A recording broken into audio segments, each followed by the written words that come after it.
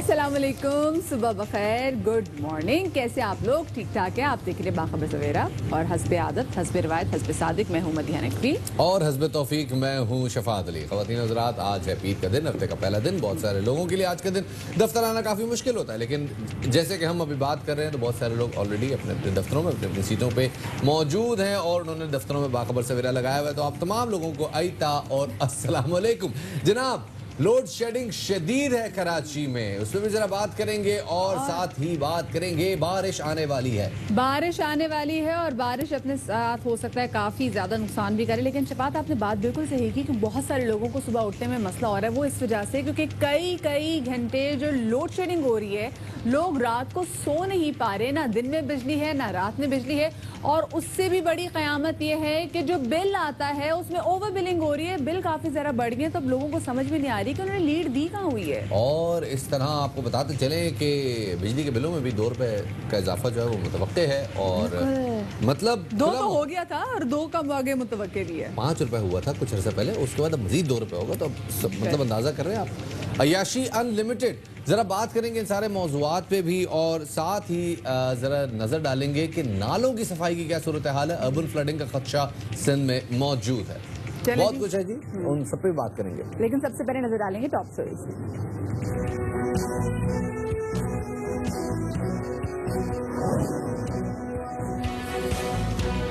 कराची के मुख्तलिफ इलाकों में एलानिया और गैर एलानिया लोड शेडिंग बरकरार, शहरी शदीद अजियत से दूचार। ऑपोजिशन लीडर फिरदौस शमीम नकवी का के इलेक्ट्रिक के मुकाबले में नई बिजली तकसीमकार कंपनी लाने का मुतालबा। कराची समेत सिंध में आज से मूसलाधार मानसून बारिशों की पेशगोई। मौसम सर पर आ गया, शहर के नाले न साफ हुए थे न हुए। अर्बन फ्लडिंग की सूरत में खमियाजा फिर अवाम भुगतेंगे।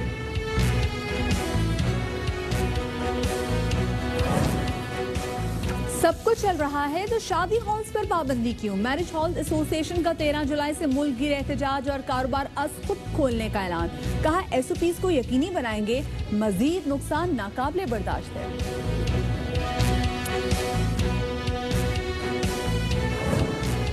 और भारतीय वजीर आजम नरेंद्र मोदी को फौजी अफसरों ने मामू बनाया या उन्होंने पूरे भारत को? लद्दाख के अस्पताल में दुनिया ने देखे हट्टे कट्टे मरीज। दौरे की फुटेज सोशल मीडिया पर मुन्ना भाई MBBS की सस्ती कॉपी करार दे दी गई।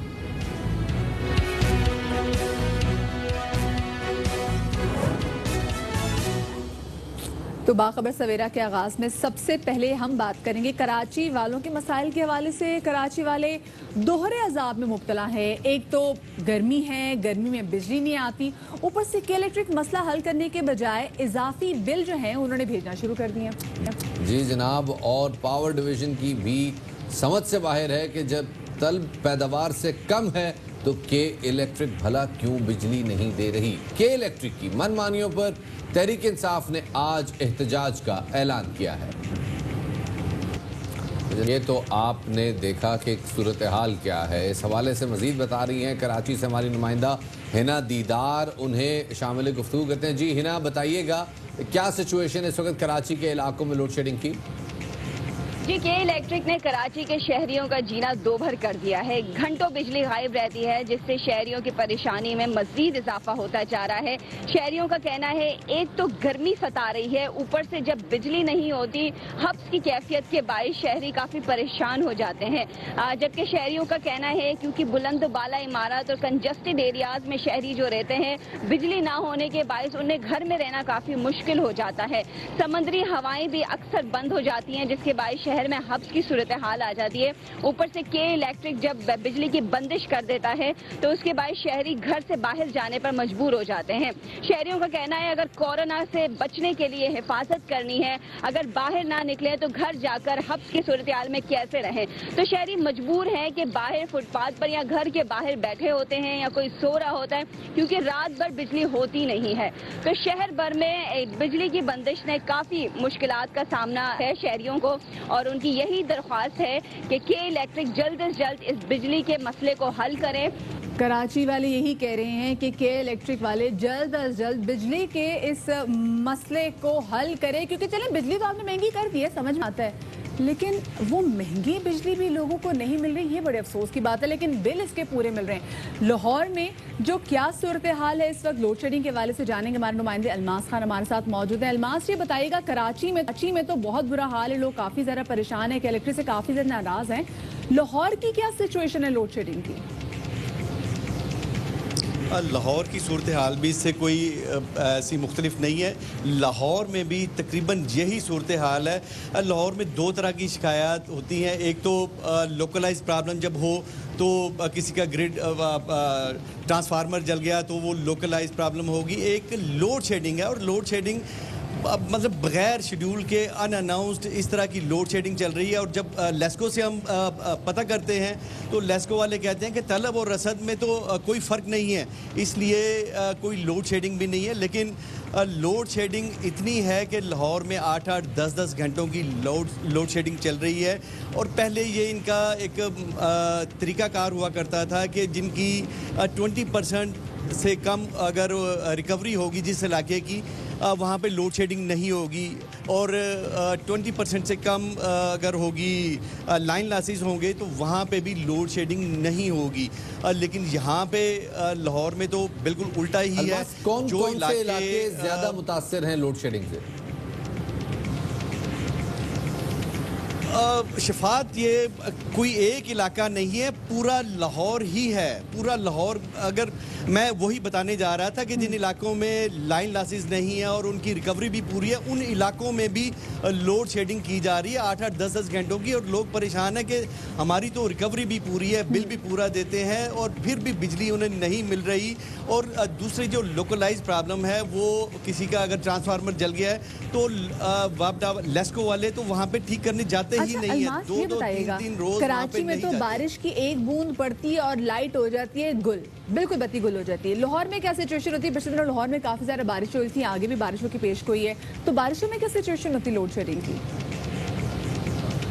बिल्कुल जी, बारिशों में कम से कम ये होगा कि जैसे हिना ने बताया कि वहाँ पे गर्मी और हब्स है और उस बिजली भी नहीं है। बारिशें यहाँ पे होंगी तो यकीनन बिजली का निज़ाम सिस्टम वही है जो कराची की तरह, थोड़ा सा ज़रा बेहतर होगा, लेकिन बिजली फौरी ट्रिप कर जाती है। जितने भी फीडर हैं, इस वक्त भी मैं एक लाहौर के सबसे बड़े ग्रिड के आगे खड़ा हूँ, अब वहाँ पे भी यही सिलसिला। बारिश होगी, आंधी आएगी तो ये सारे फीडर ट्रिप कर जाएंगे। लेकिन लोगों को ये सुकून ज़रूर होता है कि लाहौर में जब बारिश होती है और उसके साथ ठंडी हवा चलती है तो कम से कम हबस वाला मौसम नहीं होता। चले जाने की जब बारिश होती है तो लोगों को ये सुकून होता है कि हब्स नहीं है, लोग वैसे वेदर एंजॉय कर लेते हैं, लाइट आए ना आए ये कहना है लाहौर वालों का। बहुत शुक्रिया जी, अलमास खान हमारे नुमाइंदे हमारे साथ है। मतलब शफात, अभी भी जब हम बात कर रहे हैं तो हमारे फ़ोन में के इलेक्ट्रिक की जानिब से रोज़ एक मैसेज ज़रूर आता है कि जी आपके एरिया में कुछ टेक्निकल फॉल्ट की वजह से, कुछ लाइंस में प्रॉब्लम की वजह से मेंटेनेंस का काम जारी है तो 1-2 घंटा लाइट नहीं आएगी। ये कौन से मेंटेनेंस के काम हैं जो रोज़ ही चल रहे होते हैं? वैसे मुसलसल चल रहे हैं और इसकी वजह अभी तक हमें को ऑफिशियली पता नहीं चली। लेकिन अपोजिशन लीडर फिरदौस शमीम नकवी साहब जो हैं उन्होंने एक बड़ा अच्छा मुतालबा किया है और ये मुतालबा हमने पहले मुस्तफ़ा कमाल साहब से भी सुना था। और वो ये कहते हैं कि जनाब के इलेक्ट्रिक के मुकाबले में एक और कंपनी भी ले आई जाए, इससे कंपटीशन बढ़ेगा। और कहते हैं कि जनाब के इलेक्ट्रिक के पास नेशनल ग्रिड से 600 मेगावाट से ज़ायद बिजली हासिल करने की सलाहियत ही नहीं। गो के इलेक्ट्रिक 800 मेगावाट हासिल करती है लेकिन 600 मेगावाट से ज़्यादा उनकी कैपेसिटी नहीं है, जिसकी वजह से वो ओवर बिलिंग करते हैं। शहरी तंग आ चुके हैं। के इलेक्ट्रिक को 3 हिस्सों में तकसीम किया जाए, ऐसा कहना था फिरदौस शमीम नकवी का। तो पाकिस्तान तहरीक इंसाफ इस हवाले से एहतजाज करने जा रही है और इस हवाले से मजीद बात करेंगे। PTI के रहनुमा राजा अजहर खान साहब हमारे साथ मौजूद हैं। बहुत शुक्रिया राजा साहब कि आपने हमें वक्त दिया।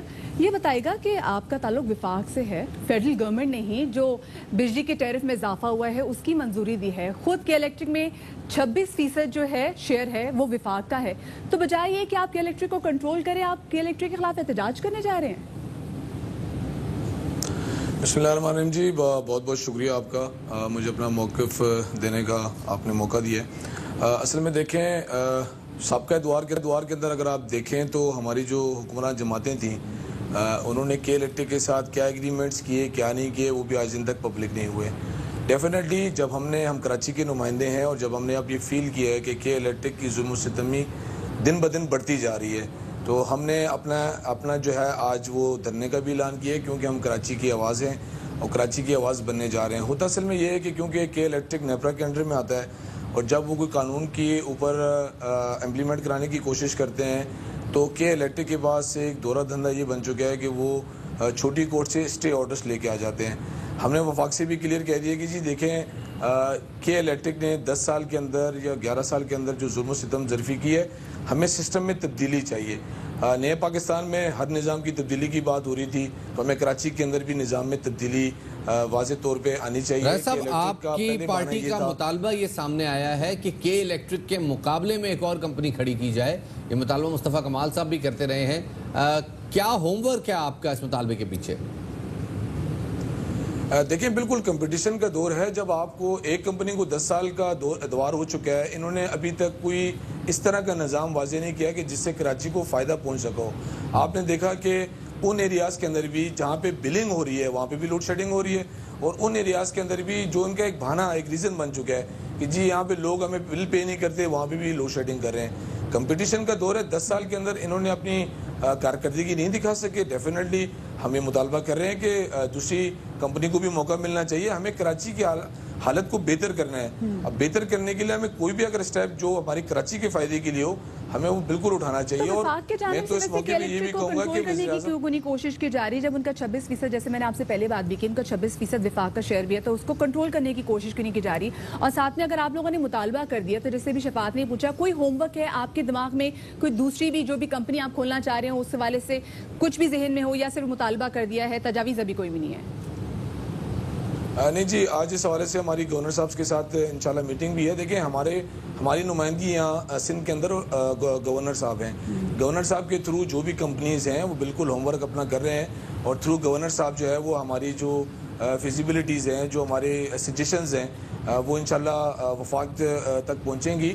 लेकिन मैं ये समझता हूँ कि के इलेक्ट्रिक के पास बड़ा अच्छा मौका था, लेकिन उन्होंने शायद ये समझा कि हम फेडरल की जमात हैं कराची के अंदर, पीटीआई का यहाँ पे जो है वो असर रसूख है, तो शायद पीटीआई इनके खिलाफ आवाज़ ही उठाएगी। ऐसा नहीं है। अच्छा, लोग जानना चाहते हैं राजा साहब, वैसे तो आप लोग, तो आपका ताल्लुक ऐवान से है, आप लोग ऐवान में जाके अवाम की खिदमत कर सकते हैं, सड़कों पे आना, एहतजाज करना, तो बेचारी अवाम के पास जो आखिरी हरबा रह गया है। किस किस्म का एहतजाज होगा आप जो करने जा रहे हैं आपके इलेक्ट्रिक के खिलाफ? देखें, ये अवाम से हट के एहतजाज हो रहा है। आज हमने अवाम को कॉल नहीं की है। हमारे तमाम पीटीआई के जो पार्लियामेंटेरियंस हैं, आज हम वहाँ पे धरना दे रहे हैं, एहतजाज नहीं, धरना दे रहे हैं। हम वहाँ बैठेंगे उस वक्त तक जब तक अपना ये एग्रीमेंट पब्लिक नहीं करते, उस वक्त तक जब तक ये कराची की लोड शेडिंग का खात्मा नहीं कर देते, उस वक्त तक जब तक ये हमें सच नहीं बता देते। 2800 मेगावाट हमारी नॉलेज के मुताबिक इनकी अपनी पैदावार है। 600 से 650 मेगावाट जो है नेशनल ग्रिड से इनको मिलता है। 3000 मेगावाट कराची की जो है वो बिजली की ज़रूरत है। मुझे तो समझ नहीं आ रही कि फिर प्रॉब्लम कहाँ पर के इलेक्ट्रिक को आ रहा है। प्रॉब्लम अगर के इलेक्ट्रिक के पॉइंट ऑफ व्यू से देखा जाए तो इस वक्त 2-3 प्रॉब्लम्स हैं। एक तो जो लोड मैनेजमेंट है वो काफ़ी ज़्यादा है, दूसरा उनके पास लाइन लॉसेस जो है उसको ओवरकम करने के लिए लोड मैनेजमेंट करनी पड़ रही है, और तीसरा तेल की रसद वो अभी तक पूरी तरह बहाल नहीं हुई। ये मुतवक्के तौर पे ये रद्द-ए-अमल सामने आता है। तो कोई आपके पास एहतजाज जब आप कर रहे हैं तो आपने जो मुतालबात रखे हैं, जो केस स्टडी किया है, उसके मुकाबले में आपने अपनी भी तजावीज़ रखी हैं, या आपके पास सिर्फ अभी एहतजाज का ही है? देखें, अभी तो हमारे पास ज़ाहिर सी बात है, देखें जब जुल्म सितम बढ़ता है तो उसके खिलाफ एक ही रास्ता रह जाता है कि वो या तो अवामी प्रोटेस्ट हो, या ईवान के वो लोग जो अवाम के वोट से जो है मुंतखब हो के आते हैं वो उनके खिलाफ वहाँ पे एहतजाज की कॉल दें। अपना एक चीज़ मुझे अदर साहब और क्लियर कर दीजिएगा, आपका मौक़िफ़ क्या है कि कराची में बिजली की जनरेशन की कोई दूसरी कंपनी क्रिएट की जाए? क्योंकि डिस्ट्रीब्यूशन तो बहरहाल एक ही रहनी है, घर के सामने एक ही तार गुजर रही है, उस एक ही तार में से बिजली आनी है।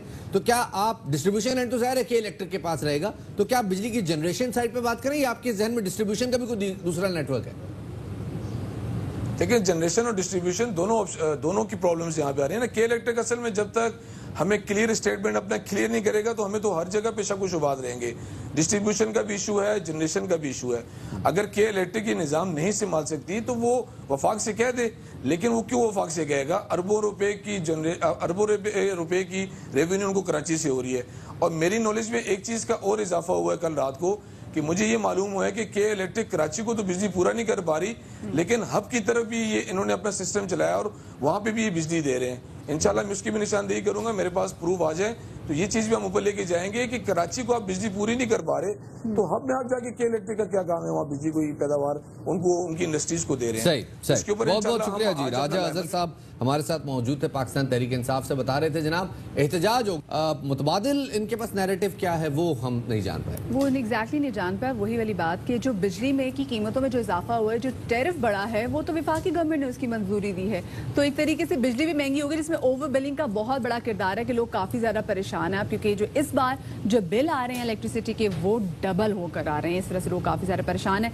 खैर जी आगे बढ़ते हैं कि इलेक्ट्रिक अगर सितम ठाना बंद नहीं करेगी तो रहमत आने वाली है, वो ये कि कराची में गरज चमक के साथ बारिश की पेश गोई कर दी गई है और कहा यह जा रहा है कि आज कल कराची, ठट्टा, हैदराबाद, बदीन में मूसलाधार बारिश का इम्कान है। बारिशों के साथ साथ आसमानी बिजली गिरने के इम्कानात भी हैं और तेज हवा चलने की साथ में पेश गोई भी की गई है। पाकिस्तान डिजास्टर मैनेजमेंट अथॉरिटी की जानिब से भी कराची, सखर, शहीद बेनजीराबाद और मीरपुर खास डिवीजन के कमिश्नर्स को एक मरासला जारी किया गया है, जिसमें अर्बन फ्लड का खदशा भी जाहिर किया गया है। आज सारा दिन मौसम कैसा रहेगा, हवाएं चलेंगी, हब्स होगा, क्या टेम्परेचर होगा, बूंदाबांदी होगी या बारिशें होंगी, ये तो आज आपको हम मुकम्मल तौर पर, तफसीली तौर पर बताएंगे।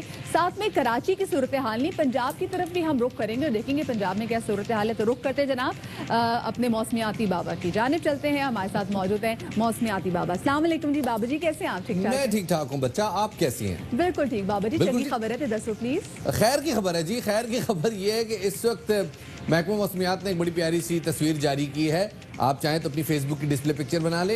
ये जनाब बहरे अरब में मौजूद वो हवा का शदीद कम दबाव जो कि इस वक्त भारतीय रियासत गुजरात और सिंध की साहिली पट्टी पर मौजूद है। और सिंध की साहिली पट्टी की जब हम बात करते हैं तो ये है थर का इलाका, बदीन का इलाका, केटी बंदर का इलाका, जहाँ पे आज दिन के वक्त से शदीद बारिशें शुरू हो जाएंगी और ये बारिशों का सिलसिला जारी रहेगा पूरे हफ्ते। कराची में आज तो मौसम बज़ाहिर साफ नजर आ रहा है। अगर बिल्कुल ये बलूचिस्तान की बॉर्डर पे देखें तो यहाँ कहीं कराची पाया जाता है और यहाँ मौसम आज बिल्कुल साफ, हवा रुकी हुई है, हब्स है, गर्मी है, लेकिन गर्मी में वो इंटेंसिटी नहीं है, तो बहरहाल तैयार रहना चाहिए गर्मी के लिए। आज मौसम बहरहाल कराची का साफ नजर आ रहा है। शाम से जरा हवा चलनी शुरू होगी और कल दोपहर के वक्त कराची का जो वेदर है वो कुछ इस किस्म का होगा। कराची बीच में कहीं गायब हो गई, ये नन्ना मुन्ना सा कराची अगर आप देख सकें ये नजर आ रहा है। बाकी इर्द गिर्द आसमानी बिजली के गिरने का बहुत ज़्यादा इम्कान है, कराची में भी, कराची के इर्द गिर्द के इलाकों में भी, और बहुत ज़्यादा बारिश मुतवक्के है। हम बात कर रहे हैं 50 से 75 मिलीलीटर बारिश की, जिसका इम्कान जाहिर किया जा रहा है कल से लेके जुमे तक।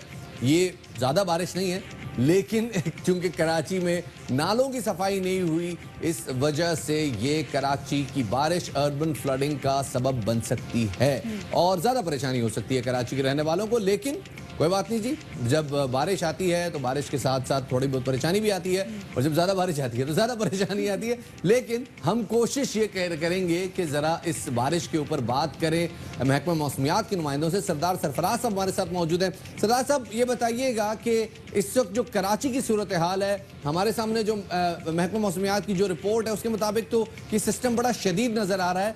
कराची के अलावा क्या हैदराबाद में भी ऐसी सूरत हाल पैदा होने जा रही है? जी बहुत शुक्रिया। देखें, जो परसों तरसों हमने तीन चार दिन पहले एडवाइजरी इशू की थी, उसमें सारे शहरों का ही जिक्र था, इसलिए कि ये इंडियन गुजरात और एडजॉइनिंग जो नॉर्थ ईस्ट अरेबियन सी है, यहाँ पर हवा का कम दबाव मौजूद है। वहाँ पर शदीद किस्म की बारिशें हो रही हैं और उसी की मूवमेंट या उसी की ड्रिफ्टिंग हमारे सिंध के एरिया की तरफ आज मुतवक्के है। तो पहले थर पारकर, फिर मीरपुर खास, बदीन, ठट्ठा, इन इलाकों से होता हुआ फिर कराची और हैदराबाद की तरफ इसका रुख होगा। तो शाम में या रात में चांसेस हैं कि कराची में पहले आंधी चले, जैसे कि कल भी कुछ आंधी चली थी किसी एरिया में और हल्की बारिश भी हुई थी। तो आज से ये सिलसिला मुतवक्के है कि रात से बारिश का सिलसिला शुरू होगा और कल दिन भर ये वक्त से जारी रहेगा। और परसों से रहेगा जी, आज शाम या रात से मैंने कहा कराची में शुरू होगा और कल का दिन भी जारी रहेगा वक्फे से, और इसी तरह से परसों दोपहर तक ये सिलसिला चलेगा। यानी कि बस 3 दिन की बारिश है जो कि कराची वालों को नसीब हो। मेरे ख्याल में शायद ये स्पेल सरदार साहब थोड़ा सा आगे भी जा सकता है और बारिशें जुमे के बाद भी हम मुतवक्के कर रहे हैं। तो क्या आपको लगता है वो इसी स्पेल का हिस्सा है या उसके बाद हवा का ये कम दबाव खत्म हो जाएगा? जी देखें, ये हवा का जो मौजूदा कम दबाव है ये 8 तारीख के बाद कराची से दूर हटता जाएगा। कराची से मजीद उधर मगरब की जानिब ये इसका रहेगा, ट्रैक रहेगा, यानी आपके ओमान के साहिल की तरफ या बलूचिस्तान के साहिल के बिल्कुल पैरेलल ओमान की तरफ निकल जाएगा, समंदर के अंदर से ही। सरदार साहब, आसमानी बिजली के हवाले से वार्निंग भी जारी की गई है, ये बताइएगा। हमने 2017 में देखा था कराची में बहुत ज्यादा हमने आसमानी बिजली एक रात में ही गिरते हुए देखी थी। क्या ये 2017 जैसी सूरत हाल है या उससे ज्यादा संगीन है? देखिए, ये जो सिस्टम की कोर है, इस लो प्रेशर एरिया की कोर, वो तो समंदर के अंदर है। वो उतनी मतलब हमारे लकीली हमारे साहिल पे या इधर लैंड के एरिया में इतनी ज्यादा उसकी कोर, सिस्टम की कोर नहीं पहुंचेगी। तो ज्यादा बिजली गिरने का वहाँ होता है कि जहाँ इसकी सिस्टम की कोर होती है, बहुत ज्यादा इंटेंस क्लाउड्स वहाँ पर होते हैं। तो वैसे तो जहाँ इंटेंस क्लाउड्स होंगे वहाँ पर कहा जा रहा है कि ज्यादा बिजली गिरने के चांसेस होंगे। बहुत शुक्रिया जी, सरदार साहब हमारे साथ मौजूद थे। और जैसे भी जब शफात बात कर रहे थे कि जब ज़्यादा बारिश आती है तो ज़्यादा परेशानी भी आती है। इस हवाले से मैं आपको आगे आके बताएंगे भी कि आगे नालों की क्या सूरत हाल होगी और बहुत सारी मखसूस इमारतों के गिरने के भी चांसेस हैं इन बारिशों की वजह से। लेकिन उससे पहले एक ब्रेक लेंगे, हमारे साथ रहिएगा।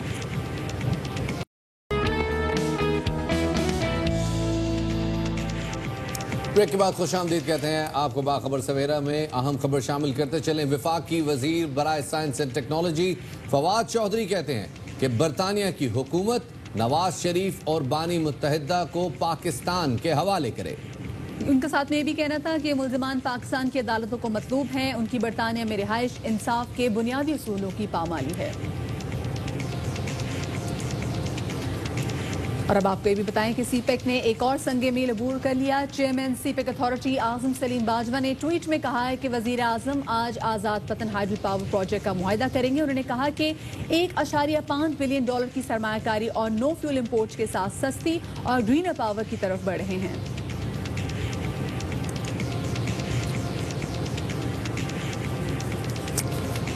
आगे बढ़ते हैं जी, और अब बात करते हैं कराची में जो मौजूद 3 नेचुरल ड्रेन्स हैं इनकी सफाई के हवाले से, यानी कि कराची के नालों की सफाई के हवाले से क्या सूरत हाल है। आपको बताते चलें कि बारिश आने वाली है लेकिन कराची में नालों की सफाई का दूर दूर तक कोई इम्कान नहीं है। इस हवाले से हमने एक रिपोर्ट तैयार की है, आपके साथ शेयर करते हैं। अच्छा शफात, ना सिर्फ यहाँ पर हम देख रहे हैं कि जो सिंध हुकूमत के दावे वो धरे के धरे रह गए। पिछले साल हमने देखा था कि वफाकी वजीर अली जैदी साहब ने भी काफ़ी सवाल से बातचीत की थी, फंड्स इकट्ठे किए जा रहे थे और उसके बावजूद अब जो नालों की सिचुएशन है, अब जब बारिश होगी तो पता चलेगा कि और कितना नुकसान हो सकता है। और कराची में जहाँ नालों की सफाई का सिलसिला इल्तवा का शिकार है, तो वहीं कराची के पौश इलाके डिफेंस में भी क्लिफ्टन कैंटोनमेंट बोर्ड की जानिब से नालों की सफाई अब की जा रही है। ये इलाके बारिशों में ज़ेर-ए-आब आ जाया करते थे और इस हवाले से मज़ीद तफसीलात बता रहे हैं अरबाई न्यूज़ के नुमाइंदे अफजल परवेज। जी अफजल। जी बिल्कुल, महकमा मौसमियात की पेशेंगोई के बाद जहां शहर के मुख्तलिफ इलाकों में 38 बड़े नाले और 500 से जायद छोटे नालों की सफाई का सिलसिला जारी है, तो वहीं क्लिफ्टन कैंटोनमेंट बोर्ड की भी जानिब से बारिशों के पेश नज़र हिफाजती इक़दामात का सिलसिला जारी है। मैं इस वक्त डिफेंस फेज 4 में मौजूद हूँ। ये पोश इलाका है जहाँ पिछले साल बारिशों के बाद ये इलाका डूब गया था। इस सिलसिले में क्लिफ्टन कैंटोनमेंट बोर्ड की जानिब से मौसर इक़दामात किए गए हैं। मजीद कैंटोनमेंट बोर्ड के छोटे बड़े नालों की सफाई के लिए क्या इकदाम हैं, मेरे साथ मौजूद है क्लिफ्टन कैंटोनमेंट बोर्ड के इंजीनियर। आइए हम इनसे बात करते हैं। CBC के जुरिसडिक्शन के अंदर 20 किलोमीटर के नाले हैं जो कि तकरीबन हर फेज में है। फेज 1 से लेके एक्सटेंशन फेज 2, 3, 4, 5, 6 इसी तरह छोटे बड़े ये 20 किलोमीटर नाले हैं और इसमें हमने तकरीबन 50% क्लियर कर दिए और इंशाल्लाह कोशिश है कि ये बारिश तक हम मैक्सिमम इसमें मतलब वो कर सके काम। क्लिफ्टन कैंटोनमेंट बोर्ड की जानिब से हालिया दिनों में होने वाली बारिशों की पेशेंगोई के बाद तमाम तर हिफाजती इकदाम कर लिए गए हैं। पोश इलाकों में जो यहाँ के रिहायशी हैं वो मुतासिर और परेशान ना हो सके, इस सिलसिले में क्लिफ्टन कैंटोनमेंट बोर्ड के जितने भी इलाके में 20 से ज्यादा छोटे बड़े नाले हैं उनकी सफाई का काम बारिश से कबल कर लिया जाएगा। जी ये बड़ी अच्छी बात अफसर परवेज, अगर ऐसा हो गया, क्योंकि शफात आपको पिछली बार याद है जब पिछले साल जब मानसून की बहुत ज़्यादा बारिशें हुई थी। तो जो ख़याबान शहबाज था वो नहर शहबाज का मंजर पेश कर रही थी और इस कदर वहाँ पर पानी था और करंट लगने की वजह से हमने देखा कि वहाँ पर कई अमवात हुई हैं। जी जनाब, और करंट के हवाले से ज़रा डिटेल में बात करने की ज़रूरत है कि क्या हुआ है अब तक। लेकिन आप ये ज़रूर देखिएगा कि ख़ुद जो वसीम अख्तर साहब हैं, कराची के मेयर हैं, वो कह रहे हैं, उन्होंने 20 तारीख को कहा था, 20 जून को कहा था कि इस साल नालों की सफाई नहीं कर सकेंगे क्योंकि हमारे पास फंड्स ही नहीं है। और एक बड़ी अजीबोगरीब सिचुएशन है इस ऐसी सूरत हाल में कि जब हम बता रहे हैं कि मानसून आने वाला है और ये बड़ी मानसून की मेहरबानी है कि वो 2 दिन लेट हो गया, वरना इसने संडे नाइट को पहुंच जाना था। ये फिर भी अभी भी मंगल की मॉर्निंग को आ रहा है। लेकिन यानी कि पूरा कराची इस वक्त ऑटो मोड पे चला गया है। जो इतने अरसे से जो कचरा यहाँ पर जमा था वो वहीं का वहीं रहेगा क्योंकि फंड्स नहीं हैं। पिछले साल हमने देखा था कि तकरीबन 2-3 महीने काफ़ी ज़्यादा सियासत की गई थी नालों की सफाई के हवाले से कि जी सफाई ना होने की वजह से भी बहुत सारे नालों में तुगयानी आ जाती है और उसके बाद देखा कि बहुत सारी जानी नुकसान भी हुआ। 2-3 महीने इस पर जम के टिका के इस पर सियासत हुई, लेकिन एज सच जो आउटकम जो अवाम एक्सपेक्ट कर रहे थे शफात वो नहीं देखे गए। फेडरल गवर्नमेंट भी आगे थी और प्रोविंशियल गवर्नमेंट भी जो है वो भी आगे थी इसमें। तो जी जनाब, और बाज़ाब्ता मतलब ऐसा लग रहा होता है ना कि ख़ास तौर पे कुछ इलाके कराची के ऐसे हैं कि जहाँ पे पूरा दरिया बह रहा होता है। आप फर्क नहीं कर सकते कि सर्विस रोड कहाँ है, दरिया का सड़क कहाँ है, नाला कहाँ है। एक पूरा आपको वो जो है ना रिवर व्यू, हर अपार्टमेंट आपका रिवर व्यू अपार्टमेंट होता है और उसकी वजह से ये बहुत सारा जानी नुकसान भी होता है जो कि बहुत ज़्यादा अफसोसनाक बात है। और हम दुआ करते हैं कि अल्लाह करे कि ऐसा कोई वाक़या इस दफ़ा पेश ना आए, लेकिन God help those who help themselves. लेकिन वी आर नॉट हेल्पिंग। वही वाली बात है जी, काम आपने ही करना है, अपनी मदद आपके तहत जो है वो आपने तमाम तो चीज़ें करनी है। हमने कोशिश बहुत की हम किसी तरीके से इंतज़ामिया से बात करें। हमने वसीम अख्तर साहब जो कि मेयर कराची हैं उनसे भी बात करने की कोशिश की और बाकी वो तमाम तो लोग सईद गनी साहब से बात करने की कोशिश की, but somehow they are not available. हमारे उनसे रब्ता नहीं हो सका। With all this I think Karachi की एक बदकिस्मती भी है और वो ये कि ऐसे मौके पे कराची की कोई ओनरशिप लेने को तैयार नहीं होता और छोटे छोटे मामलात पे सियासत की जाती है। आगे बढ़ते हैं जी और नालों की सफाई के हवाले से बात करते चलें कि फिक्सिट के बानी MNA आलमगीर खान जो है वो गुजर नाले के करीब पहुंच गए और उन्होंने गुजर नाले पर वजीर आला सिंध की तस्वीर लगा दी। आलमगीर साहब ने कहा कि नाले की सफाई न होने पर एहतजाजन वजीर आला की तस्वीर लगाई। वजीर आला सिंध इधर आओ और अपनी रेन इमरजेंसी के दावे देखो, ये कहना था आलमगीर खान का। उन्होंने क्या कहा आपको सुनवाते हैं। गुज्जर नाला है जहाँ मैं खड़ा हूँ, ये सिंध हुकूमत की नाअहली का मुंह बोलता सबूत है कि आप देख सकते हैं ये पूरा ब्लॉक है, पूरा कचरा कुंडी बन चुका है और पानी का कोई फ्लो नहीं। NDMA ने मानसून की बारिशों का अंदाजा दे दिया है और या बारिशें होंगी, सैलाब का खतरा है। बारिश सर पे आप साफ कर सकेंगे? ये लोग आपकी नाअहली से मरेंगे, कोरोना से कम मरेंगे, आपकी नाअहली से ज्यादा मरेंगे। आप इस शहर के साथ मुखलिस नहीं है। हमने आपको यहाँ मुतवज्जा करने के लिए, गैरत दिलाने के लिए, शर्म दिलाने के लिए यहाँ आपको खड़ा किया है। चलने में से फॉर चेंज शफात, मैं काफ़ी ज़्यादा एक तरह से खुश भी हूँ, जहाँ पर मैं दुखी भी बहुत ज़्यादा हूँ कि उन्होंने पिक्चर वज़ीर आला साहब की लगा दी, उनके साथ पे तस्वीरें बनवा रहे हैं। एटलीस्ट तमाम सूरत हाल में आलमगीर साहब फाइनली आज नज़र आ गए, वरना कई महीनों से वो बिल्कुल सिचुएशन से आउट थे। और एकदम जब नालों वालों की बात की जाए, जैसे हम बात कर रहे थे ना कि पॉलिटिक्स बहुत ज़्यादा की जाती है और जो करना चाहिए वो चीज़ें नहीं की जाती हैं। वो लोग जिनका ताल्लुक ऐवान से है, इन लोगों का काम ये चीजें करना नहीं है, इनका काम कानून साजी करना है। कानून साजी के लिए इनको असेंबली में अवाम ने वोट दे के भेजा है।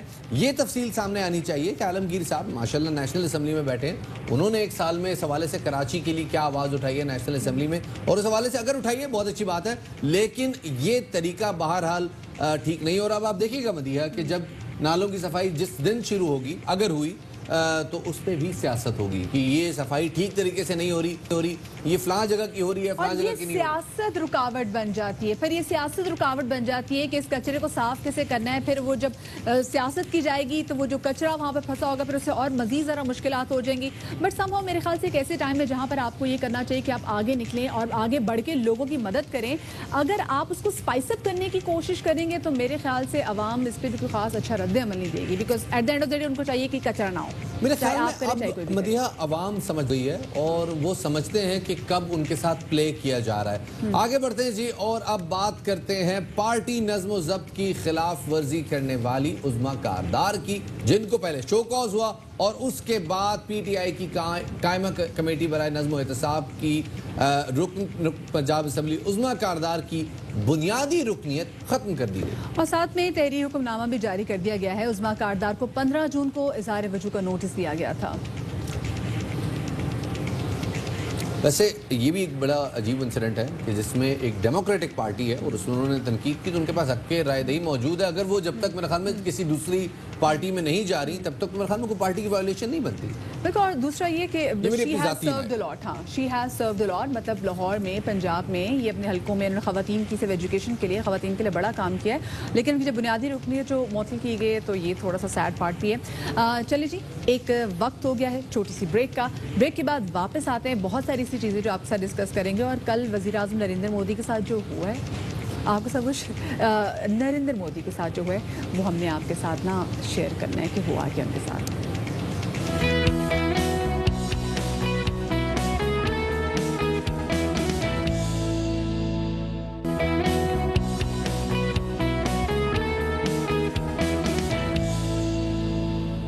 ब्रेक के बाद खुशामदीद कहते हैं आपको। बाखबर सवेरा में अहम खबर बताते चलें। पार्क लेन रेफरेंस केस में आसिफ अली जरदारी पर फर्द जुर्म की कार्रवाई 14 जुलाई तक मौखर कर दी गई है। आपको एक बार फिर बताते चलें कि पार्क लेन रेफरेंस केस में आसिफ अली जरदारी पर फर्द जुर्म की कार्रवाई मौखर कर दी गई है। इसी वाले से मजीद तफसीलात जानेंगे। हमारे नुमाइंदे शाह खालिद हमारे साथ मौजूद हैं। जी शाह खालिद। आसिफ अली जरदारी पर फर्द जुर्म की कार्रवाई 14 जुलाई तक मौखर कर दी गई है, जबकि आज साबिक सदर आसिफ अली जरदारी की जानिब से उनकी वकील अदालत में पेश हुए और उन्होंने एक और दरख्वास्त अदालत में दायर कर दी, जिसमें ये कहा गया था कि ये जो फर्द जुर्म की कार्रवाई जो है ये मौखर करे, जिस पर एहतसाब अदालत के जज का कहना था कि तमाम तर इंतजामात मुकम्मल कर लिए गए हैं तो कार्रवाई मौखर नहीं कर सकते।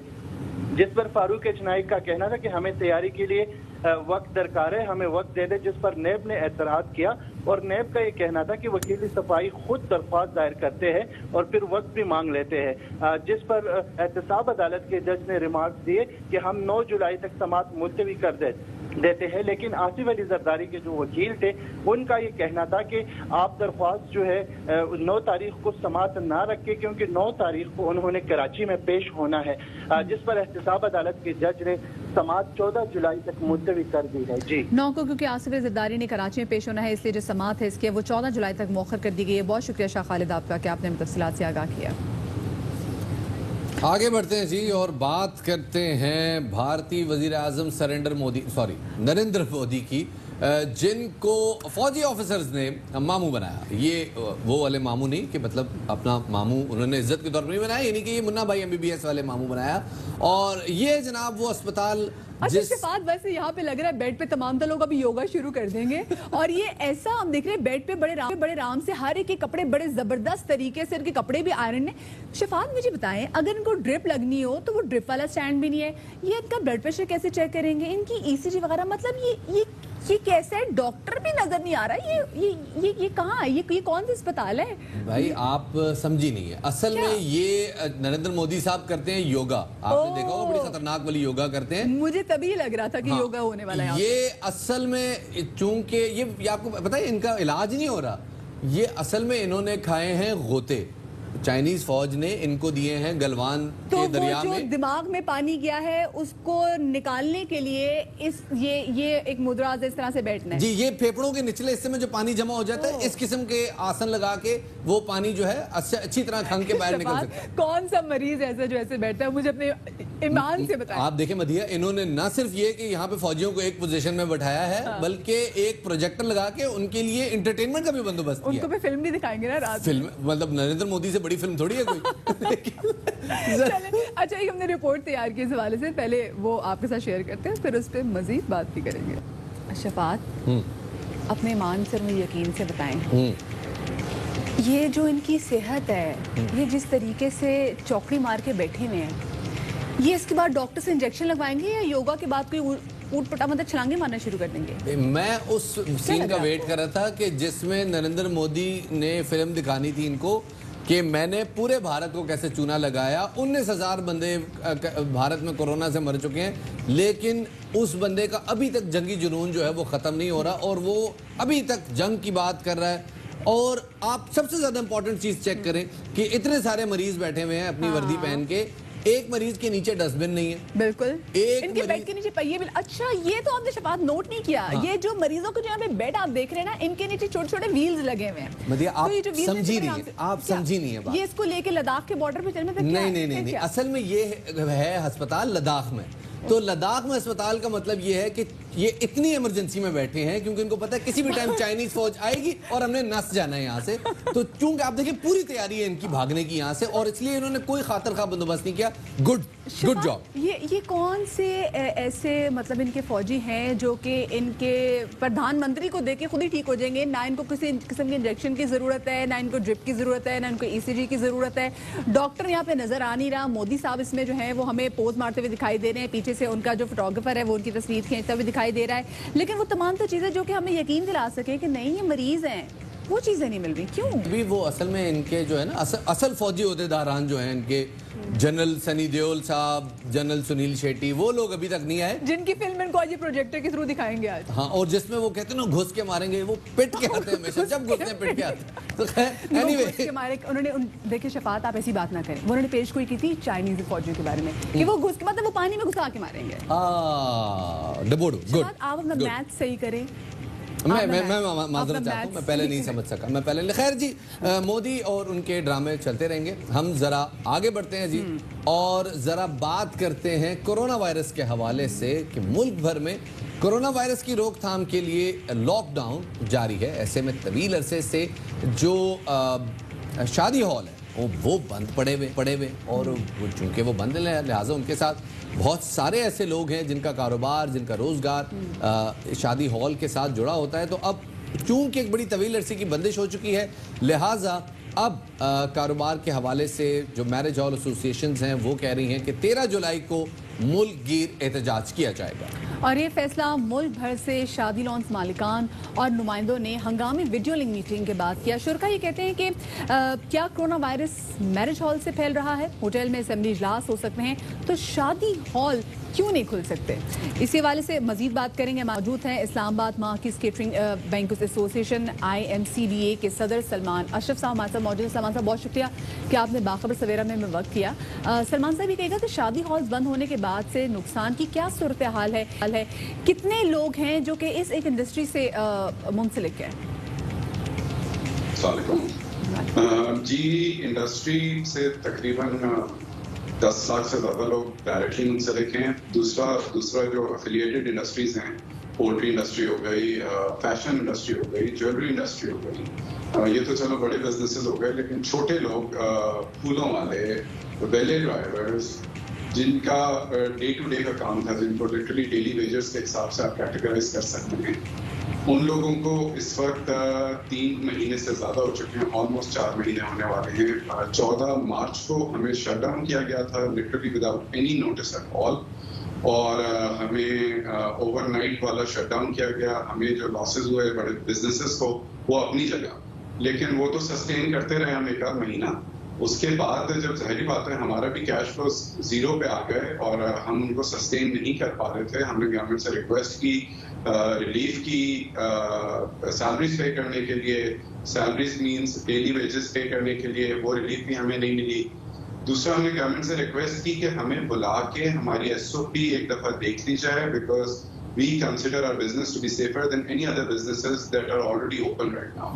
मॉल से ज्यादा सेफ है हम, ट्रांसपोर्टेशन से तो कोई कंपैरिजन ही नहीं है ना। तो वो हमें असल में इख्तलाफ ये है, हमारी शिकायत ये है कि हमें बुलाया नहीं जाता, हमसे बात करने के लिए कोई तैयार ही नहीं है। ऐसे जैसे कि कोई सबसे खतरनाक बिजनेस ये है, बात सुनेंगे तो पता चलेगा कि हमारे बड़े बड़े हॉल्स हैं, उसकी स्क्वायर फुटेज इतनी है कि उसमें कन्वीनियंटली सब कुछ हो सकता है।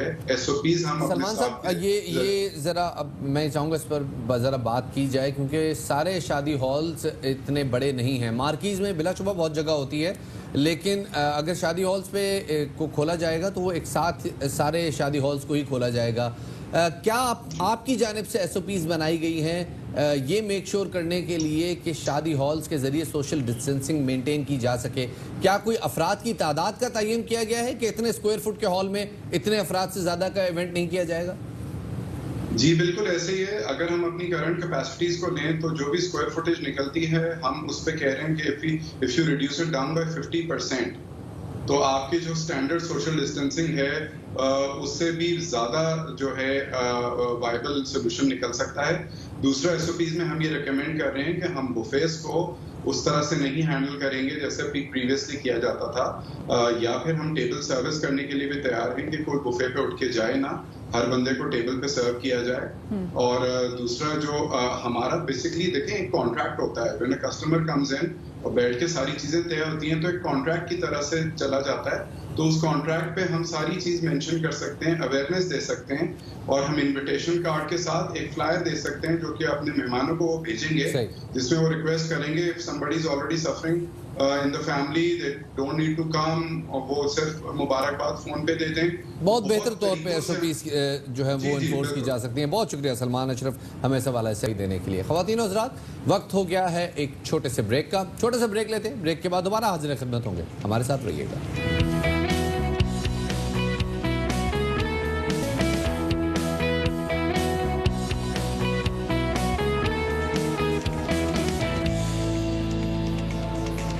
ब्रेक के बाद आपको एक बार फिर खुशामदीद कहते हैं बाखबर सवेरा में। और अगर आपको इस दौरान कोई माथे पे सट नहीं बच गई तो हम आपको एक बार फिर बताते चलें कि मैं हूँ शफात अली और मेरे साथ मौजूद हैं मदीहा नकवी। वैसे मैं एकदम सवेरा नकवी बोलने लगी थी, वह मैंने कहा जी। खैर जी, बहुत सारी खबरें आपसे शेयर करें, लेकिन जल्दी से चलते हैं हम टॉप स्टोरीज की जानिब और आपको लिए चलते हैं इस्लामाबाद, जहां फारूक एच नाइक इस वक्त मीडिया से बातचीत कर रहे हैं। एक सिविल ट्रांजैक्शन थी, अब ये कुछ रकम दी गई, कुछ रकम दी नहीं की गई, तो ये सिलसिला चलता रहा। अब आसिफ अली जरदारी साहब ना तो पाक लेन के अंदर डायरेक्टर हैं, 2008 से उनका डायरेक्टर ही नहीं है, और ये जो लोन डिस्पर्स हुआ है वो 2009 में हुआ, और पार्थनेट से तो आसिफ जरदारी साहब का कोई ताल्लुक ही नहीं है। ये लोन और इसके ऊपर क्या कहते हैं, जो केस फाइल किया गया नैब के केस करने से पहले समिट बैंक जिसका लोन था, उन्होंने suit for recovery banking court जो कि हाई कोर्ट बनता है कराची में फाइल किया हुआ है। उसके अंदर भी उन्होंने आसिफ अली जरदारी साहब को पार्टी नहीं बनाया। अब इनका जो ये केस है तो ये विलफुल डिफॉल्ट का या इम्प्रूव्ड लोन का केस है कि ये बैंक से पैसा लिया गया और वापस नहीं किया गया। नैब लॉ के नीचे जो सेक्शन 31D है वो ये कहता है कि इस तरह का इन्वेस्टिगेशन करने से पहले या कोई प्रोसीडिंग करने से पहले नैब के ऊपर लाजिम है कि एक गवर्नर जो स्टेट बैंक का वो रेफरेंस करे नैब को। इसके अंदर कोई रेफरेंस स्टेट बैंक गवर्नर ने नहीं किया। और इसके अलावा नैब लॉ के अंदर जो विलफुल डिफॉल्ट को डिफाइन किया गया है उसके अंदर ये भी लिखा हुआ है कि स्टेट बैंक गवर्नर 1 हफ्ते का नोटिस देगा बोरोवर को, मगर इसके अंदर वो नोटिस भी नहीं दिया गया। इन दोनों वजूहात की वजह से अकाउंटेबिलिटी कोर्ट को जुरिसडिक्शन नहीं बनती है इस केस को चलाने के लिए। उसके अलावा क्योंकि बैंकिंग सूट फाइल हो गया हुआ है, फिर भी इस वजह से भी नैब को केस नहीं बनता है। और आसिफ अली जरदारी साहब ना तो बोरोवर हैं, ना उन्होंने कोई कर्जा लिया, ना जिस कंपनी ने अपनी मॉर्टगेज की है डॉक्यूमेंट, उस कंपनी ने कर्जा नहीं लिया। जिस कंपनी ने कर्जा लिया उसका आसिफ अली जरदारी साहब से कोई ताल्लुक नहीं है। मैं ये बात आपको बताता दूँ, सिंस 1990 आसिफ अली जरदारी साहब के खिलाफ पॉलिटिकल केसेस होते रहे हैं, पॉलिटिकल विक्टिमाइजेशन होती रही है, उन पर बेअंदाजा करप्शन के cases, murder cases, narcotics cases, हर तरह के केस पुरानी हुकूमतें करती रहीं, मगर अल्लाह का शुक्र है वो हर केस के अंदर बरी हुए हैं। और मैं उम्मीद करता हूँ इंशाअल्लाह ताला इस दफ़ा भी हमें जस्टिस मिलेगी और आसिफ अली जरदारी साहब रहा होंगे। शुक्रिया बहुत बहुत। फारूक एच नाइक इस वक्त मीडिया से गुफ्तगू कर रहे थे और बता रहे थे पाक लेन रेफरेंस केस के हवाले से। आगे बढ़ते हैं जनाब, और ज़रा बात करते हैं कोरोना वायरस की सूरत हाल के हवाले से। NCOC के जारी करदा आदाद शुमार के मुताबिक मुल्क भर में गुज़िश्ता 24 घंटे के दौरान कोरोना वायरस से 50 अफराद इंतकाल कर गए। इसके बाद पाकिस्तान में कोरोना से इंतकाल करने वालों की तादाद 4,762 हो गई है और मुल्क में 24 घंटे के दौरान जो अगर हम देखा जाए तो तकरीबन 22,000 से जायद जो हैं वो टेस्ट किए गए हैं और अब तक अगर हम देखें तो 2,31,818 केसेस मुल्क में कोरोना वायरस के रिपोर्ट हो चुके हैं। पाकिस्तान में कोरोना के 95,407 मरीज जेर इलाज हैं और NCOC मुल्क में कोरोना से सेहतयाब अफराद की तादाद 1,31,000 जो है और 64,000 जो है वो साथ में बताई जा रही है।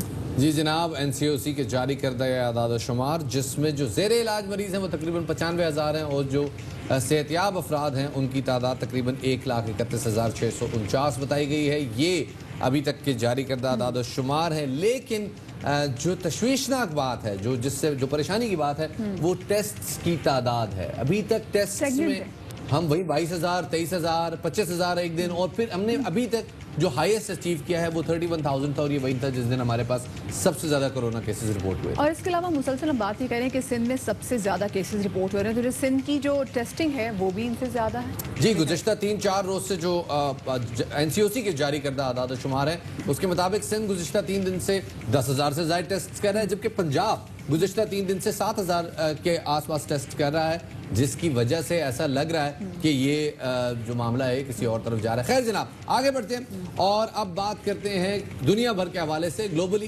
कि कल के दिन में दुनिया भर में गुज़िश्ता 24 घंटे के दौरान सबसे ज़्यादा कोरोना केसेस सामने आए, जिनकी तादाद 2 लाख से ज़ायद है। बिल्कुल जी, 2 लाख से ज़्यादा नए केसेस रिपोर्ट हुए हैं, जिसके बाद अब मुतासरीन की जो तादाद है वो 1,13,00,000 से बढ़कर 5,43,000 से ज़्यादा लोग जो हैं वो अब से जाँ भाग भी हो चुके हैं। और अमेरिका के बाद ब्राज़ील सबसे ज़्यादा मुतासर मुल्क है, जहाँ अब तक 64,000 अफराद हलाक हो चुके हैं। अगर रूस की बात करें तो रूस में कोरोना से हलाकतें 10,000 से ज़्यादा हो गई हैं। भारत में कोरोना केसेस की यौमिया तादाद का नया रिकॉर्ड कायम हुआ है, जहाँ एक दिन में 24,000 अफराद कोरोना पॉजिटिव हुए हैं। स्पेन में कोरोना की दूसरी लहर के खदशे के बायस कैटालोनिया के बाज़ इलाकों में दोबारा लॉकडाउन शुरू कर दिया गया है।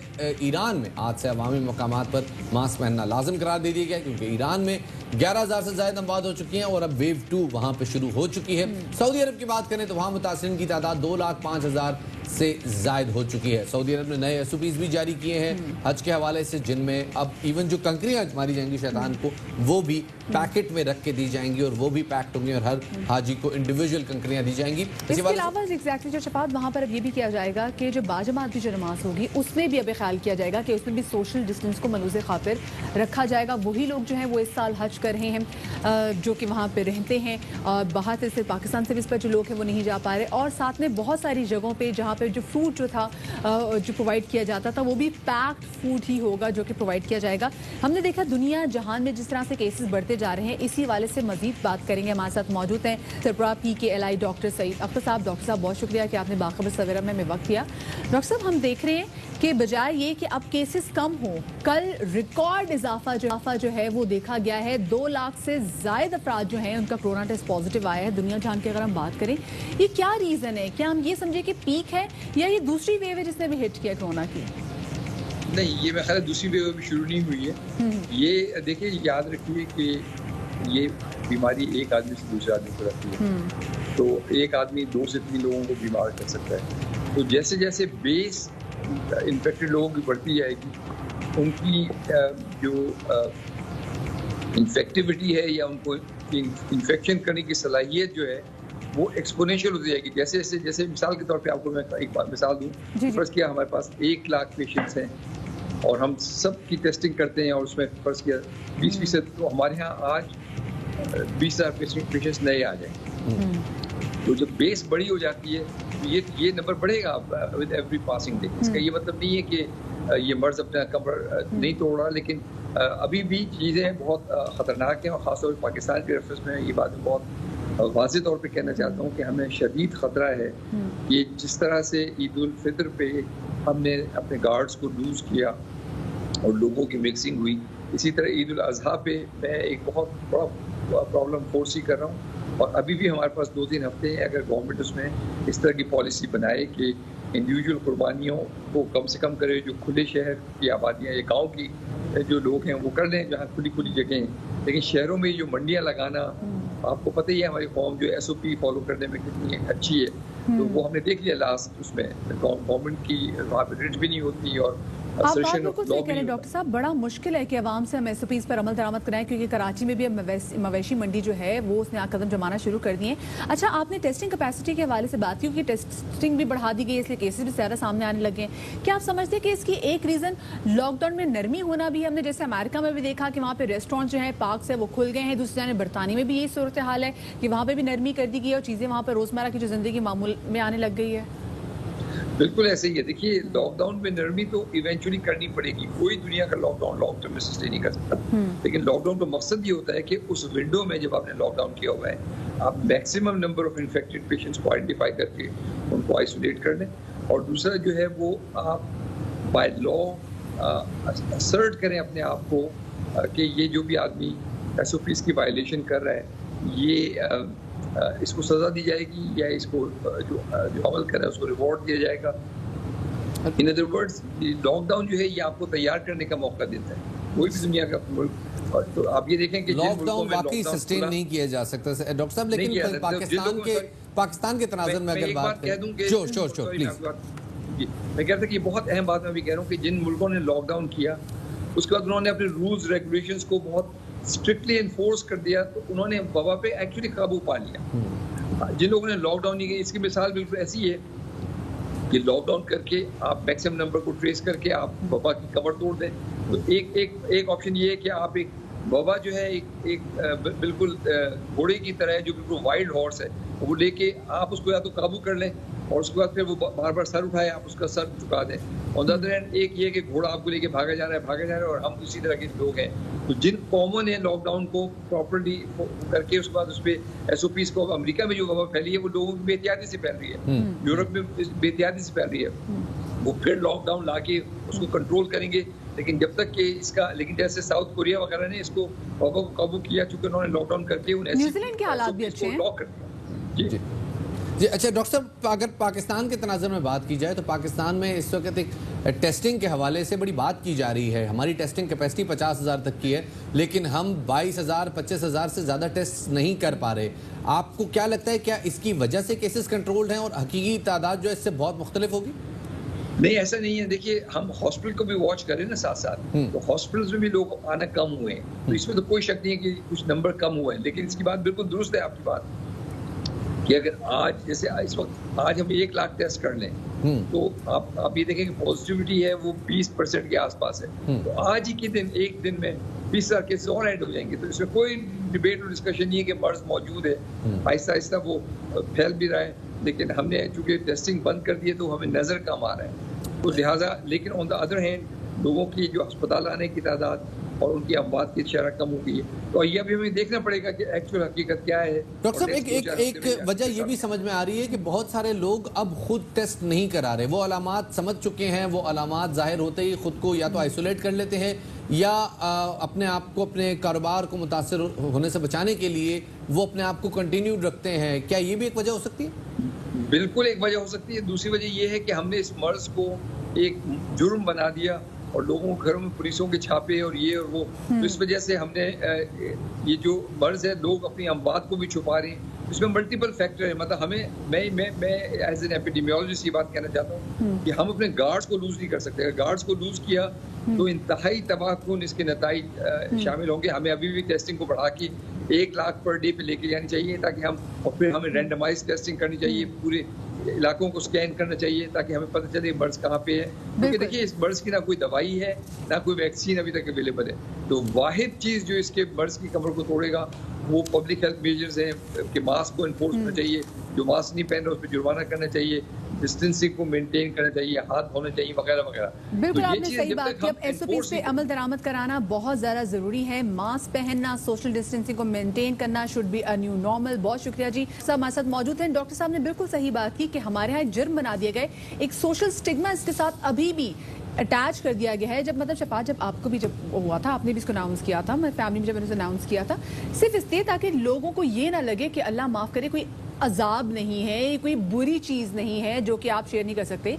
ये एक बीमारी है जो कि आपको अगर लग गई इसके बाद आपने ख्याल रखना है। बताइए, स्पेशली वो लोग जिनका उठना बैठना पब्लिक डीलिंग है, जिनको बहुत सारे लोगों से, मिसाल के तौर पर बैंक में काम करने वाले हजरात हैं या दुकानों पे काम करने वाले हजरात हैं, उनके लिए अपना कोरोना अनाउंस करना बहुत ज्यादा जरूरी है ताकि वो लोग जिनका उनसे इंटरेक्शन हुआ है वो अपने आप को टेस्ट करवा सकें। सोशल रिस्पॉन्सिबिलिटी, और इसमें कोई बुराई की बात नहीं है। बुराई किस बात में है कि अगर आप मास्क नहीं पहनते, अगर आप सोशल डिस्टेंसिंग को मेंटेन नहीं रखते, इस पर जुर्माना होना चाहिए और खुद को मुजरिम आपको समझना चाहिए। आगे बढ़ते हैं जनाब, और अब बात करते हैं पंजाब में स्कूल खुलने से मुताल्लिक वजीर तालीम मुराद रास का अहम ऐलान। उन्होंने कुछ तारीख जो है बज़ाहिर तो नहीं दी, लेकिन उन्होंने कहा कि अगर हालात बेहतर हुए तो अगस्त के मिड से स्कूल खुल सकते हैं। बिल्कुल जी, उन्होंने कहा कि पहले मरहले में सिर्फ ज़रूरी क्लासेस की इजाज़त दी जाएगी और क्लास में सिर्फ 20 तलबा को बैठने की इजाज़त होगी। एयरमाइन न्यूज़ से खुसूसी गुफ्तगू में सूबाई वज़ीर तालीम मुराद रास ने कहा कि 15 जुलाई से स्कूल खोलने की इजाज़त नहीं दे सकते। निजी स्कूल में हिरासत की गई, साथ में जो तालिबात से आज मुलाकात भी होगी और उम्मीद है कि तालिबात की जानिब से तहरीरी दरख्वास्तें जो हैं वो आ जाएंगी। एक बहुत बड़ा मसला हमने देखा कि पंजाब के लाहौर के निजी स्कूल्स में जो स्टूडेंट्स हैं उनके साथ जो हरासमेंट केसेस आए हैं, finally the girls have to, लोगों ने बात की है और एक्शन भी लिया गया। लेकिन शफात, जो उन्होंने बात की क्लास की स्ट्रेंथ के हवाले से कि एक क्लास में 20 लोग होंगे, अगर हम प्राइवेट स्कूल्स की बात भी करें और अगर हम गवर्नमेंट स्कूल्स की बात भी करें तो वहाँ पे जो स्ट्रेंथ होगी वो तो तकरीबन 100 से ज़्यादा स्टूडेंट्स की होती है। मैं गवर्नमेंट स्कूल की अगर बात करूँ, उसमें से अगर आपने 20 तलबा को रखना है तो आप ये कैसे मैनेज करेंगे? आप 2 शिफ्ट लगाएंगे या 3 शिफ्ट लगाएंगे? कुछ ऐसी बात की उन्होंने कहा जी सारी क्लासें इकट्ठे नहीं होंगी, आपको क्लासों को स्प्लिट किया जाएगा। मेरे ख्याल में शायद स्कूल के दौरानिया को भी उससे बढ़ाना पड़ेगा और अगर जितनी तादाद आप बता रही हैं तो स्कूल 12 घंटे का हो जाएगा। लेट्स सी कि क्या पंजाब गवर्नमेंट इसके लिए SOPs बनाती है, क्या क्लासों का दौरानिया कम किया जाता है। लेकिन बाहर अच्छी बात है कि हम आगे बढ़ रहे हैं और तालीम के सिलसिले को रिज्यूम कर रहे हैं। आगे बढ़ते हैं जनाब, शहबाज शरीफ साहब की सेहत के हवाले से अच्छी खबर आई है, उनका कोरोना टेस्ट नेगेटिव आ गया है। अब अगले 3 हफ्तों में वो अपना एंटीबॉडी टेस्ट कराएंगे, कहना है पार्टी तर्जुमान मरियम औरंगजेब का। बिल्कुल जी, और उन्होंने कहा है कि एंटीबॉडीज का जब तक रिजल्ट नहीं आ जाता तब तक खुसूसी एहतियात की हिदायत की गई है। और वज़ीर इत्तलात पंजाब फ़याज़ हसन चौहान साहब ने शहबाज शरीफ को टेस्ट मनफी आने पर मुबारकबाद भी दी है और कोरोना के खिलाफ फ्रंट फुट पर आकर किरदार अदा करने का साथ में मशवरा भी दे दिया है और कहा है कि वज़ीर आला पंजाब ने कोरोना के खात्मे की जद्दोजहद में अपना लोहा मनवाया है। बतौर अपोजिशन लीडर कोरोना के खिलाफ महाज पलना शहबाज शरीफ का फर्ज है। उम्मीद है कि कोरोना के खिलाफ जद्दोजहद करते हुए नजर आएंगे, ये कहना था फ़याज़ हसन चौहान साहब का। अब आगे बढ़ते हैं और आपको बताएं कि पाकिस्तान पीपल्स पार्टी के मरकजी रहनुमा साबिक वज़ीर मुमलिकत आयतुल्लाह दुरानी कोयटा में इंतकाल कर गए हैं। आयतुल्लाह दुरानी गुज़िश्ता चंद दिनों से अलील थे और वो कोयटा के निजी अस्पताल में ज़ेर इलाज में थे। मरहूम की तदफीन आबाई इलाके पड़ंगाबाद मसलूम में आज सुबह अदा की जाएगी। पीपल्स पार्टी के चेयरमैन बिलावल भुट्टो जरदारी और साबिक सदर आसिफ अली जरदारी ने ताज़ियत का इजहार किया है। बिलावल कहते हैं कि आयतुल्लाह दुरानी बलूचिस्तान की एक मौसर आवाज़ थे। स्पीकर कौमी असम्बली और बलूचिस्तान और अपोजिशन लीडर शहबाज शरीफ ने भी आयतुल्लाह दुरानी के इंतकाल पर उन्हें खराज अकीदत पेश किया। ज़बरदस्त मुतहम्मिल मिजाज शख्सियत और बड़े काम और बड़े कंपोज्ड आदमी थे। बहुत कम उनको आता था और अमूमन बात सह जाया करते थे। ज़बरदस्त इंसान थे, अल्लाह उनका वो जहान अच्छा करे और उनका आगे का मेरे ख्याल से हमें ऐसे पॉलिटिशियंस की ज़रूरत होती है जो कि खुद भी अगर बात करें तो अगलों की सुनने की भी जो है ना वो हौसला और हिम्मत रखें। And he was one of them. अल्लाह पाक उनके जैसे शफात ने भी दुआ की आगे वाले जहानों की भी तमाम जो मुश्किलात हैं उनको दूर करे, इलाही आमीन। और अभी आपको बताएं कि काबीना की निजकारी कमेटी ने अमरीका में PIA की मिल्कियती रोजवेल्ट होटल की निजकारी ना करने का फैसला किया है और होटल निजी पार्टी के साथ जॉइंट वेंचर के जरिए चलाया जाएगा। मावन खसूसी जुल्फी बुखारी कहते हैं कि पिछले साल $1.5 मिलियन का खसारा हुआ। हुकूमत काम कर रही है कि किसी तरह होटल अपने पास रखते हुए PIA और पाकिस्तान का फायदा हो सके। रोजवेल्ट होटल की अहमियत और तारीख के हवाले से एक रिपोर्ट हमने तैयार की है, आपके साथ शेयर करें। दूसरी जानिब हुकूमत ने मुल्क में सयाहत के फरोग और तरक्की के लिए 5 बरस का एक्शन प्लान और 10 साल की पॉलिसी तरतीब दे दी है। दुनिया भर में सयाहत GDP का 10% है, लेकिन अगर हम पाकिस्तान की बात करें तो पाकिस्तान में शरह 3% से भी कम है। मामन ख़ुसूसी जुल्फी बुखारी के मुताबिक सियाहत की तरक्की के लिए इदारों की तंजीमें नौ की जा रही है। ये गलतफहमी है कि कोरोना की वजह से PTDC को तहलील कर दिया गया है। गुज़िश्ता बरस ही फैसला कर लिया था कि इसका मैकेनिज्म तश्कील देना है, यानी रीस्ट्रक्चर करना है। इसका एक और फ़ायदा ये भी होगा कि इस रीस्ट्रक्चरिंग से अब ये इदारा एक फ़ायदेमंद इदारा बनने जा रहा है, ऐसा कहना है जुल्फी बुखारी साहब का। और अप्रैल में पाकिस्तान का एक ब्रांड लॉन्च करना था, लेकिन कोरोना की वजह से वो लेट हो गया और इस बरस के आखिर तक इसको लॉन्च कर दिया जाएगा। पोर्टल भी बनाया गया है जहां पर तमाम मालूमात मौजूद होंगी। PTDC में हर बरस करोड़ों का नुकसान हो रहा था और अब होटल्स को तवील मुद्दत के लिए लीज पर दिया जाएगा। इसी हवाले से मजीद बात करने के लिए हमारे साथ मौजूद सदर एम्प्लॉयज़ यूनियन PTDC माजिद याकूब साहब। माजिद साहब, बहुत शुक्रिया कि आपने हमें वक्त दिया। माजिद साहब, ये बताएगा कि हुकूमती मौक़िफ़ है कि इदारे की शक्ल तब्दील कर रहे हैं, PTDC को मुनाफा बख्श इदारा बनाना चाहते हैं, क्या मौक़िफ़ है? सबसे पहले तो आपका इस हवाले से जानना चाहेंगे। बिस्मिल्लाहिर्रहमानिर्रहीम। सबसे पहले तो आपका शुक्रिया कि आपने मुझे इस चैनल के ज़रिए अपना मौक़िफ़ बयान करने की जो है पेशकश की। और मैं जनाब जुल्फी बुखारी साहब के हवाले से चंद बातें आपको बताना चाहता हूँ कि ये पिछले 4 दिन से मुसलसल तंजीम 9 मोटर्स का नुकसान, एम्प्लॉइज़ की यानी कि सरप्लस बहुत ज़्यादा हैं और पता नहीं क्या क्या ये चीज़ें बयान कर रहे हैं। और आज ही के चैनल पे इन्होंने ये भी कहा है कि जी एम्प्लॉइज़ को हमने तमाम का तमाम पैसा देकर नौकरियों से फारिग कर दिया है और उनको गोल्डन हैंडशेक। फिर दोबारा वो अपने मौक़िफ़ से यू टर्न लेते हुए कहते हैं कि जी हमने मुलाजमीन को गोल्डन हैंडशेक की ऑफर की, जो कि यूनियन ने रिजेक्ट कर दी। तो मैं सबसे पहले आता हूँ कि जी तंजीम 9 इसकी को कहते हैं कि जिसकी पैदाश में लोगों को जिनकी 25, 30, 35 साल नौकरियां हों उनको नौकरियों से फारिग कर दिया जाए। क्या हमारे पास साहब ये बताइए, गोल्डन हैंडशेक कहा जा रहा है कि हमने गोल्डन हैंडशेक दिया है मुलाजमीन को, तो आपको इस हवाले से कुछ है इत्तला? नहीं जी, बिल्कुल गलत है और बिल्कुल ये गलत बयानी से कि हम ले रहे हैं। इनके साथ हमारी नेगोशिएशन हुई थी। नेगोशिएशन के सिलसिले में हमारी 4 मीटिंग हेल्ड हुई। मैनेजमेंट की तरफ से 4 बंदे थे, 4 हमारी यूनियन PTDC एम्प्लॉइज यूनियन और 4 फ्लैशमैन होटल एम्प्लॉइज यूनियन, 12 बंदों पे मुश्तमिल ये कमेटी थी। 4 मीटिंग हमने हेल्ड की। चौथी मीटिंग में इन्होंने जो फाइनल मीटिंग थी उसमें इन्होंने ये कहकर कि जी ये हमारे दायरा इख्तियार में नहीं, उसकी डॉक्यूमेंटेशन मेरे पास मौजूद है और उसमें उन्होंने ये कहा कि जी हम आपकी ये जो है ये जो मुतालबात हैं हम इनको नहीं पूरा कर सकते।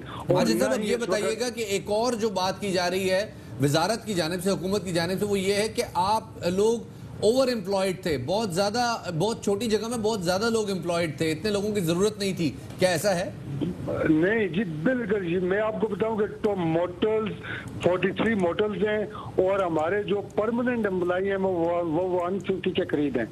तो 150 के मुलाजमीन पूरे उस सिस्टम को चला रहे हैं, तो ये कैसे हो सकता है कि वो हम ओवर एम्प्लॉयमेंट होंगे? हम तो डेली वेजेस 7 सीजन में जो पीक सीजन होता है 2 महीने 3 महीने के लिए हम डेली वेजेस को हायर करते हैं ताकि इस अदारे के ऊपर बोझ न पड़े। और जो ये कहते हैं कि ये अदारा नुकसान में, ये जरा मेरी बात क्लियर होने दें कि ये कहते हैं कि ये अदारा नुकसान में, हमारा अदारा बिल्कुल नुकसान में नहीं। 1976-77 से लेकर अब तक हमारा इदारा प्रॉफिट में जा रहा है। और अगर अकोमोलेटेड प्रॉफिट का आप अगर बात करें तो अकोमोलेटेड प्रॉफिट में हमारा 2 करोड़ रुपए का नुकसान बनता है। और इसी तरह ये जो फिगर कोड करते हैं कि 65 करोड़ और इतने करोड़, ये बिल्कुल इनको इस बात का, जिस चेयरमैन को इस चीज का इल्म नहीं कि पाकिस्तान में देखने वाली जो फिगर्स हैं वो दुरुस्त नहीं है और आपके मुताबिक फिगर जो है वो कुछ और है। बहुत शुक्रिया जी हमें इस हवाले से आगाही देने के लिए। माजिद याकूब साहब हमारे साथ मौजूद थे। यानी कि शफात, बात ये है कि उन्होंने कहा कि डस पे हैं, एम्प्लॉयज इनके हैं और उन्होंने बोला कि 1977 से लेके अब तक जो इनका इदारा है, जो PTDC जो होटल्स की सारी, ये बड़ा मुनाफा बख्श रहा है और बड़ा ज़बरदस्त इनका काम चल रहा है, लेकिन उसके बावजूद इसको आके ख़त्म करना, बल्कि ख़त्म नहीं, उन्होंने कहा इसकी तश्कीलें 9 करने जा रहे हैं ताकि इसको मुनाफा बख्श बनाए। तो ये बात, क्योंकि हमने हमारी बात भी होती माजिद साहब से और वो खुश दिखाई नहीं दे रहे, इस पर काफ़ी परेशान है। आगे बढ़ते हैं जनाब, अहम खबर शामिल करते चले। MQM लंदन से ताल्लुक रखने वाला टारगेट किलर गिरफ्तार। पुलिस का कहना है कि 18 साल में 35 के करीब लोगों की टारगेट किलिंग की है। इस मुलजिम का इतराफी बयान भी सामने आया है। साजिद सदोजई का कहना है कि मुलजिम आलम खान ने 8 साल पहले गैर मुल्की ब्लॉगर को इंटरव्यू भी दिया। बेरोजगार था, इसलिए टारगेट किलिंग शुरू की। फी वारदात 1,75,000 रुपए मिलते थे, कहना है मुलजिम का। इसी वाले से मजीद तफसीलात जानेंगे। हमारे नुमाइंदे नज़ीर शाह हमारे साथ मौजूद हैं। नज़ीर, और मजीद क्या क्या तफसीलात सामने आई हैं? आज बोलते हैं कि मदिया ये डिस्ट्रिक्ट ईस्ट पुलिस की बड़ी कार्रवाई है और 8 साल कबल गैर मुल्की ब्लॉगर को इंटरव्यू देने वाला टारगेट के लिए आलम खान गिरफ्तार किया गया, जिसका ताल्लुक एमकेएम लंदन से बताया जाता है। SSP साजिद सदोजई का कहना है कि मुलजिम को असलह समेत गिरफ्तार किया, जबकि ARY ने 8 साल कबल दिए गए इंटरव्यू की वीडियो भी हासिल कर ली है, जिसमें आलम खान हेलमेट पहनकर गैर मुल्की रिपोर्टर को इंटरव्यू दे रहे, जिसमें उसका कहना है कि 18 साल तक टारगेट किलिंग की, 35 के करीब शहरियों को उसने कत्ल किया। फी किलिंग 75,000 से 1.25 लाख रुपए तक मिलते थे। आलम खान ने इंकशाफ किया कि जैसा हदफ मिलता वैसे पैसे मिलते थे। सियासतदान, बिजनेसमैन और दीगर अफराद को कत्ल किया। अगले रोज हमको अखबारात से पता चलता था कि हमने किसको मारा, मरने वाला कौन था। हमें सिर्फ फोन आता था कि फला कार में बैठे शख्स को हिट कर दो। 3-4 दिन तक रह की वॉच करते और घर कहाँ है, कहाँ आना जाना कर रहे। इसके बाद हम गेम बजा देते थे और 3-4 मरतबा ऐसा हुआ कि मारना किसी और को था, मार किसी और को दिया। एक मोटरसाइकिल चलाने वाला होता है, दूसरा टारगेट करता है। हदफ को सिर्फ 2 जगहों पे गोलियां मारते हैं, एक सर के बीच में और एक दिल पर। बहुत बहुत शुक्रिया नज़ीर शाह, हमारे नुमाइंदे में तफसीलात से आगाह कर रही थी। दूसरी जानिब आपको ले चलते हैं कराची, जहाँ पर इस वक्त साबिक वज़ीर-ए-आज़म शाहिद खान अब्बासी मीडिया से गुफ्तगू कर रहे हैं। वफात की जंग करते हैं। 5 साल नवाज शरीफ के आपके सामने हैं। आपको याद नहीं है 2013 में कराची के क्या हालात थे, वो हमने किए थे, और किस तरह महीनों में हमने उस मसले को हल किया। टेररिज्म को ख़त्म किया, बिजली का मसला, गैस का मसला, तरक्की के मसाइल, ये सब हल किए। तो अल्हम्दुलिल्लाह आज भी पूरा मुल्क मुतरफ है कि अगर कोई लीडर मामलात को हल कर सकता है वो नवाज शरीफ। नए इलेक्शन कब देख रहे हैं? नए इलेक्शन कब देख रहे हैं? नए इलेक्शन किसी वक्त भी, देखिए सिर्फ इलेक्शन हल नहीं है। जब तक आप निज़ाम को बेहतर करने का फैसला नहीं करेंगे, सिर्फ इलेक्शन मैं नहीं समझता हूँ कि पाकिस्तान के आज के मसाइल हल कर सकते। ये फैसला सियासतदानों ने करना है, तमाम स्टेक होल्डर ने बैठ के करना है, वरना जो मुल्क की मईशत का हाल है, जो मुल्क के इदारों का हाल है, मैं नहीं समझता कि सिर्फ इलेक्शन उसका हल दे। जी नहीं, रोल की बात नहीं होती। जो भी इक़्तिदार में आज हिस्सेदार है, सबको बैठना पड़ेगा मुल्क के मफाद में और मुल्क के मसाइल का, मुल्क के गवर्नेंस के स्ट्रक्चर का हल तलाश करना। ये कराची समेत पूरी सिंध में लोड शेडिंग की जा रही है और PTI MTS और MNS में भी कल से जो है ना एहतजाज का ऐलान कर दिया है। कराची के हेड ऑफिस के सामने एहतजाज करेंगे। ये कैसा वज़ीर-ए-आज़म है जिसके माते थे कि इलेक्ट्रिक भी नहीं है और हिस्को सबको भी उसकी बात नहीं मान रहे। देखिए ये वही लोग हैं जो चंद महीने पहले से बिजली बहुत लग गई है जी, बड़ी महंगी हो गई है, महंगी बिजली लगा दी है। सस्ती तरीन बिजली PMLN ने लगाई और 2030 तक सरप्लस बिजली पाकिस्तान को दी है। अगर कारखाने बिजली को कोई ना चला सके तो मेरी जिम्मेदारी नहीं। अच्छा शाह साहब, एक बहुत बड़ा वाक़या है, ये TIA वाला क्रैश हुआ, उस पर एक रिपोर्ट आई, फिर वज़ीर हवाबाजी ने अजीब सा एक स्टेटमेंट दे दिया, जाली लाइसेंस वाला सिलसिला है। तो कल शहबाज गिल साहब का गिल है या गुल है वल्लाह अलम, उन्होंने आप पर इल्ज़ाम लगाया कि सबसे ज़्यादा जाली लाइसेंस वाले आपके दौर में भर्ती हुए जी। गुल ही खिला रहे हैं खान अब्बासी कराची में मीडिया के नुमाइंदों से गुफ्तगू कर रहे थे। और अभी हम यहाँ पर लेंगे एक छोटी सी ब्रेक, हमारे साथ रहिएगा।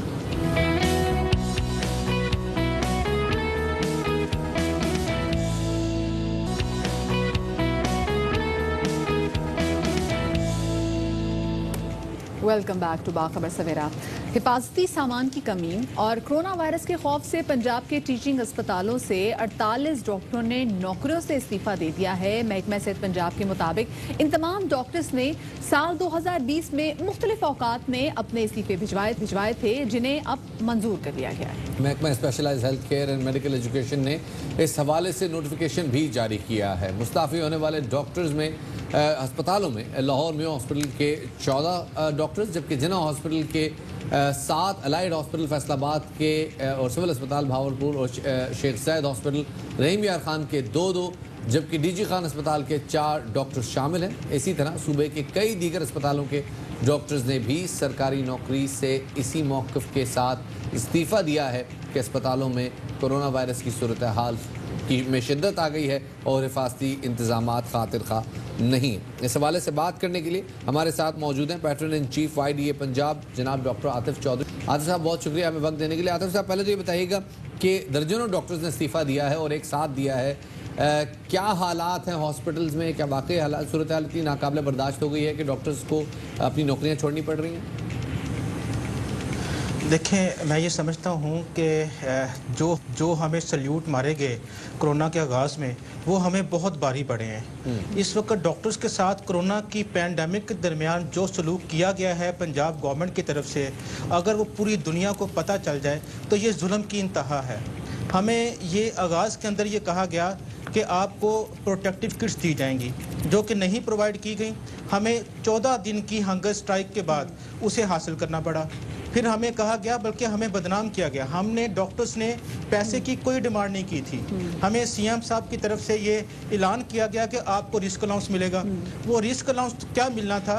हमारे डॉक्टर्स की तनख्वाहों से कोरोना फंड से पैसे काट लिए गए। वो रिस्क अलाउंस तो नहीं मिला अभी तक, लेकिन तमाम डॉक्टर्स की तनख्वाहों से कोरोना फंड के पैसे काट दिए गए।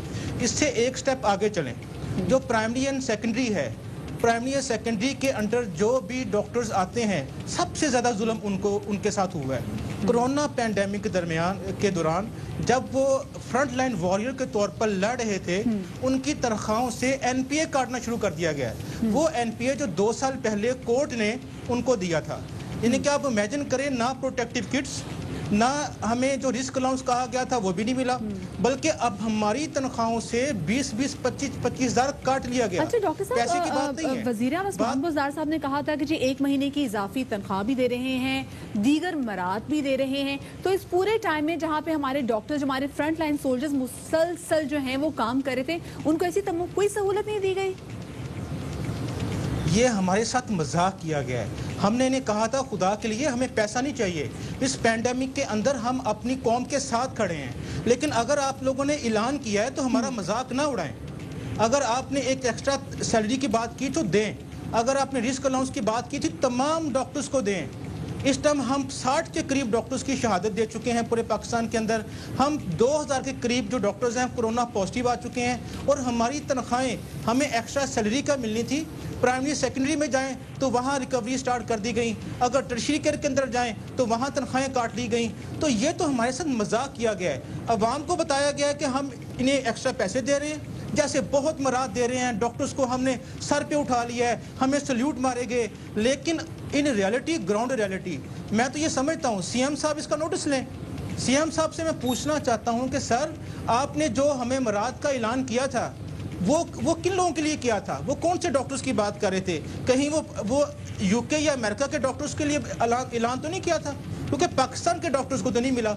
और सबसे ज़्यादा जुल्म प्राइमरी एंड सेकेंडरी के डॉक्टर्स के साथ हो रहा है। अभी रिसेंटली देख ले, पैंडेमिक चल रहा है और अनवांटेड ट्रांसफर स्टार्ट कर दिए गए हैं। ये किस पॉलिसीज के ऊपर अमल पैरा है?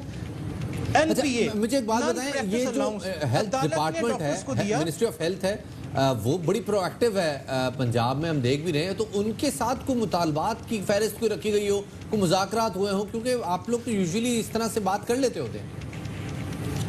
हमारी उनके साथ 3 मुलाकातें हुई हैं। इन चारों पॉइंट्स के ऊपर, जिसके ऊपर मैं आपको जिक्र कर रहा हूं, वो उस पॉइंट्स के ऊपर उन्होंने एग्री किया। NPA के ऊपर, KPI के ऊपर, हेल्थ सिक्योरिटी लेजिस्लेशन के ऊपर और रिस्क अलाउंस के ऊपर।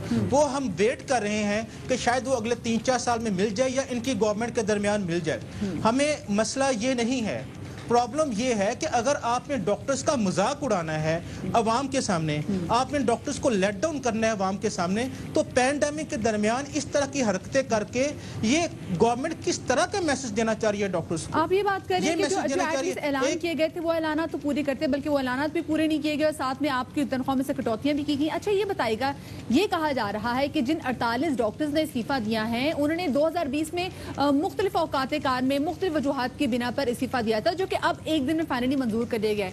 क्या मुख्तलिफ रीजन थी इसकी, या फिर यही रीजन थी जो कि आप बता रहे हैं? देखिए मेरी बात सुने, जब इंसान ना खुश होता है तो कोई ना कोई रीजन बना के वहां से निकल जाता है, उसकी कोई भी रीजन हो। ठीक है, जिस सिस्टम के अंदर इंसान खुश होता है तो उसके लिए कोई रीजन नहीं होती। मैं खुद इस चीज़ का गवाह हूँ कि बड़े हॉस्पिटल्स के अंदर मैसिव रेजिग्नेशन जमा करवाई गई, जो कि हम लोगों ने वापस करवाई एज अ ऑर्गेनाइजेशन। हमने एज अ ऑर्गेनाइजेशन ये कोशिश की कि पैंडेमिक के अंदर जो मरीज़ हैं उनके लिए डॉक्टर्स की तादाद कम ना हो। हमने इस मामले के अंदर हमें तनकीद का निशाना भी वो बनाया गया, लेकिन हमने इस पैंडेमिक के दरमियान डॉक्टर्स ये कोशिश की, इसे इंश्योर किया कि हॉस्पिटल्स के अंदर किसी तरह का स्ट्राइक ना हो या किसी तरह का एजिटेशन ना हो। क्यों? हम अपनी आवाम को अकेला नहीं छोड़ना चाहते थे। लेकिन उसका रिजल्ट क्या निकला? उसका रिजल्ट देख लें कि हम ये फील करते हैं, बीइंग अ डॉक्टर हम ये फील करते हैं कि इन 5 से 6 माह में हमें ह्यूमिलेट किया गया है। एक तरफ आवाम ये कहती है कि ये जहर का टीका लगा के मार रहे हैं, क्या गवर्नमेंट का ये फर्ज नहीं था इस नैरेटिव को नेगेट करते? दूसरी तरफ प्रैक्टिकली ऑन ग्राउंड हम डॉक्टर्स को डैमेज किया जा रहा है, हमारी रेपुटेशन भी डैमेज की जा रही है। से और इनफैक्ट गवर्नमेंट भी इस हवाले से बात करती रही है, लेकिन आपके जो ग्रीवेंसेस हैं वो भी हक बचाएं। बहुत शुक्रिया जी, डॉक्टर आतिफ हमारे साथ मौजूद थे और बता रहे थे कि क्या कुछ मुश्किलात हैं डॉक्टर्स तमाम तर पेंडेमिक में कितनी मुश्किलात जो है वो फेस कर रहे हैं। पूरी दुनिया में डॉक्टर्स को 1-1 साल की तनख्वाहें जो हैं वो दी जा रही हैं कि उनको कोई फाइनेंशियल बर्डन ना हो, उनको ये खौफ ना हो कि वो जो खिदमत कर रहे हैं, फ्रंट लाइन वॉरियर्स हैं, उनको कम से कम कोई ये डर हो कि यार अगर हम इससे खुद इन्फेक्ट हो गए तो हमारे बच्चों को क्या होगा। पूरी दुनिया अपने डॉक्टर्स के हवाले से बड़ी संजीदा हो गई है, लेकिन ये संजीदगी हमारे डॉक्टर्स को नज़र नहीं आ रही और हमारे डॉक्टर्स का शिकवा कर रहे हैं कि हुकूमत संजीदा नहीं है। आगे बढ़ते हैं जनाब और बात करते हैं चेयरमैन बहरिया टाउन मलिक रियाज हुसैन का एक बड़ा ऐलान सामने आया है। उन्होंने ऐलान किया है कि हर साल 5 जामियात के 25 तलबा को साइंस एंड टेक्नोलॉजी में PhD कराने का खर्चा अब उनका फंड उठाएगा। और साथ में उनका ये भी कहना था कि अखराजात बेगम अख्तर रुखसाना मेमोरियल ट्रस्ट बर्दाश्त करेगा। तलबा का इंतखाब NED Karachi, UET Lahore, Punjab university, Peshawar university और कायद-ए-आज़म यूनिवर्सिटी इस्लामाबाद से होगा। हमारा ट्रस्ट है बेगम अख्तर रुखसाना मेमोरियल ट्रस्ट, उसने फैसला किया है कि पाकिस्तान की 5 बड़ी यूनिवर्सिटियाँ NED university Karachi, UET Lahore, Punjab university, Peshawar university और कायद-ए-आज़म यूनिवर्सिटी इस्लामाबाद, यहाँ से 5-5 बच्चे साइंस एंड टेक्नोलॉजी में PhD करेंगे मुल्क से बाहर। उनके सारे अखराजात बहरिया 200 यूनिवर्सिटियाँ दुनिया में हमने सेलेक्ट की हैं जिसमें ये बच्चे जाएंगे और PhD करके वापस आएंगे मुल्क में, और 5 साल का बॉन्ड उनके साथ साइन होगा कि वो पाकिस्तान गवर्नमेंट में 5 साल काम करेंगे और 5 साल के बाद वो आज़ाद होंगे कि वो कोई और काम कर सकें। और इस तरह ये हर साल ये 25 बच्चे हम भेजेंगे इंशाअल्लाह ताला। यहाँ पर अब वक्त हो गया एक छोटी सी ब्रेक का, हमारे साथ रहिएगा।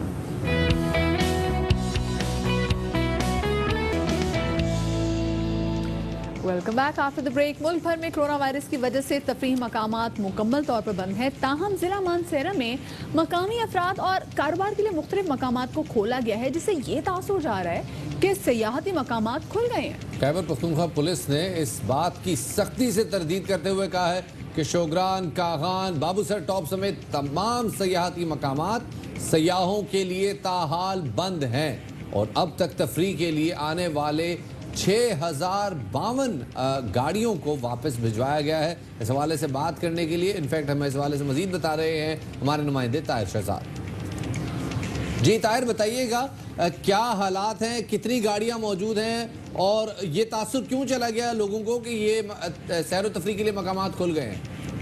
जी असल में हुआ यूँ कि ये बाबूसर टॉप रोड जो है 7 माह के बाद जो बर्फ हटा के खोला गया था, जिसके जरिए गिलगित बल्तिस्तान और शुमाली इलाकाजात को जो है वो आमदरफ्त का सिलसिला वो दोबारा बहाल हुआ था, जिसकी वजह से ये तासर किया लोगों ने ले उठा लिया कि जो मकामी शहरी हैं और साथ साथ दीगर इलाकों से उन्होंने ये सियाहत को खोलने का जो है वो समझ के साथ ये इलाकों का जो है रोक कर लिया था। तमाम पुलिस ने जो है वो सख्ती से नोटिफिकेशन भी जारी किया, तमाम इदारों को हिदायत भी कर ली है कि सियाहत जो है उस पर कोरोना वायरस की वजह से पाबंदी है, लिहाजा वो इन इलाकों का रुख करके जहमत न करें, क्योंकि 6052 गाड़ियों को आज 6 जुलाई तक जो है गाड़ियों को वापस कर दी है और लोग जो है दीवानावार छत के मुकाम पर जा रहे हैं, जिसकी वजह से पुलिस ने 6 जो मुकामात पर नाकाबंदी भी कर ली है और उनका यही कहना है कि सियाहत जो है और मुकामी शहरियों के साथ साथ जो दीगर इलाके के लोग हैं वो यहाँ आने की जहमत ना करें।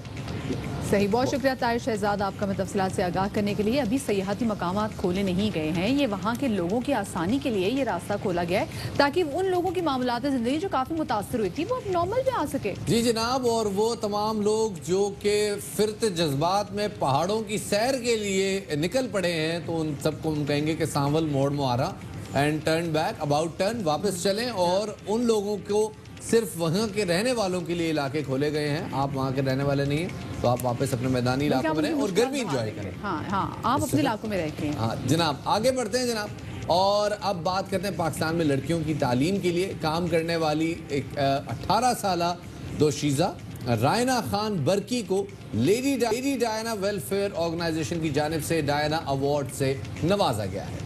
लाहौर से ताल्लुक़ रखने वाली रायना खान बर्की लड़कियों और ख़वातीन को बाइख्तियार बनाने के लिए ज़नाना फाउंडेशन के नाम से एक NGO चला रही हैं, जहां ना सिर्फ स्कूल में लड़कियों को तालीम दी जा रही है बल्कि उनके लिए वोकेशनल ट्रेनिंग सेंटर भी कायम कर दिए गए ताकि वो कोई हुनर सीख कर मुआशी तौर पर मुस्तहकम हो जाएं। और इसी वाले से मजीद बात करेंगे, हमारे साथ खुद रायना मौजूद है। अस्सलाम वालेकुम रायना, वेलकम टू बाखबर सवेरा। सबसे पहले तो आपको मुबारकबाद देना चाहेंगे कि आपने डायना अवार्ड आपने अपने नाम किया है। आपकी उम्र काफ़ी छोटी है, 18 साल की आप हैं, आपने इस पर काम करना कब शुरू किया था? अस्सलाम वालेकुम, थैंक यू सो मच। जब ये मैंने स्टार्ट किया था तब मैं 15 साल की थी। तो आज से 3 साल पहले मैंने ज़नाना फाउंडेशन की बुनियाद रखी थी। अच्छा, मुझे बताइएगा क्या कर, मतलब आप हमने सुना है कि आप पढ़ा रही थी ख़वातीन को और पहले आपने घर से स्टार्ट किया था। बिल्कुल ऐसा ही है। मेरे घर पर जो रज़िया बाजी काम करने आती होती थी वो बताती थी कि उन्हें कितना शौक़ है कि वो अपनी बेटियों को भी तालीम हासिल करवा सकें। उनको खुद क्योंकि बचपन में पढ़ने का शौक़ था पर उनको घर से अपनी इजाज़त नहीं मिली। वो उनको देखते हुए कि अगर मैं पढ़ रही हूँ, अगर मेरे पास कुछ फारिग टाइम है तो क्यों ना मैं उनको पढ़ाना शुरू कर दूँ और उनकी बेटियों को पढ़ाना शुरू कर दूँ। मैंने अपने घर की डाइनिंग टेबल से स्टार्ट किया और वो बढ़ते बढ़ते जैसे ही बच्चे बढ़ना शुरू हो गए, उनके रिश्तेदार बीच में आना शुरू हो गए, मुझे अंदाज़ा होता गया कि कितनी खराबियां हैं हमारे मुआशरे के अंदर और हम क्या क्या कर सकते हैं उनको ओवरकम करने के लिए। अच्छा राना, घर की डाइनिंग सपोर्ट किया क्योंकि आपने 15 साल की उम्र से शुरू किया, उस वक्त आप खुद भी पढ़ी होंगी और अगर आप लोगों को तालीम देने में खुद से लग गई हैं, खुद से पढ़ा ली तो अपनी तालीम भी तो आपकी मुतासिर हो सकती है इसमें। बिल्कुल हो सकती थी, लेकिन जब आप निकलते हैं किसी के लिए कुछ करने तो मेरा अपना ये बिलीफ है कि जब आप किसी के लिए कुछ कर रहे होते हैं तो आपके लिए रास्ते निकलते आते हैं, रास्ते खुद निकल आते हैं। जब आपका किसी चीज़ के लिए पैशन होता है टाइम पे निकल आता है और जरिए भी बन जाते हैं। अच्छा, अब ये बताइएगा मुस्तकबिल में क्या प्लान है? आपने फिलंथ्रॉपी को ही आगे बढ़ाना है और तालीम का सिलसिला साथ साथ रखना है? किसको आइडियल समझ रही है? क्या करना है आगे? पहले बचपन में जिस तरह हर लड़की, ज़्यादातर लड़कियों को पाकिस्तान में कहा जाता है कि जी डॉक्टर बनना है और फैमिली का नाम आगे लिख के जाना है इस फील्ड के अंदर, मेरा भी कुछ ऐसा ही ख्वाब था। लेकिन जब मैंने इस तरफ आके काम शुरू किया तो मुझे इस बात का अंदाज़ा हुआ कि जब तक हम लोग ग्रास रूट लेवल से काम नहीं करेंगे, चेंज पॉलिसी में नहीं आएगा, तब तक कुछ नहीं हो सकता। सोशल मीडिया पे जितना मर्जी हम ट्रेंडिंग पे किसी चीज़ को ले जाएं, जब आगे एक सिस्टम ही नहीं है जिसके आगे हम लोग अपना केस पुट फॉरवर्ड कर सकते हैं और राइट्स को वाकई दिला सकते हैं, तो उसका तो इस वजह से माय फोकस अब मेरे करियर में इज टुवर्ड्स पॉलिसी मेकिंग और लॉ। तो उसका इस्तेमाल करते हुए मैं हकूक की आगाही भी दूंगी और साथ साथ अपना किसको आइडियल समझ रही हैं अपना?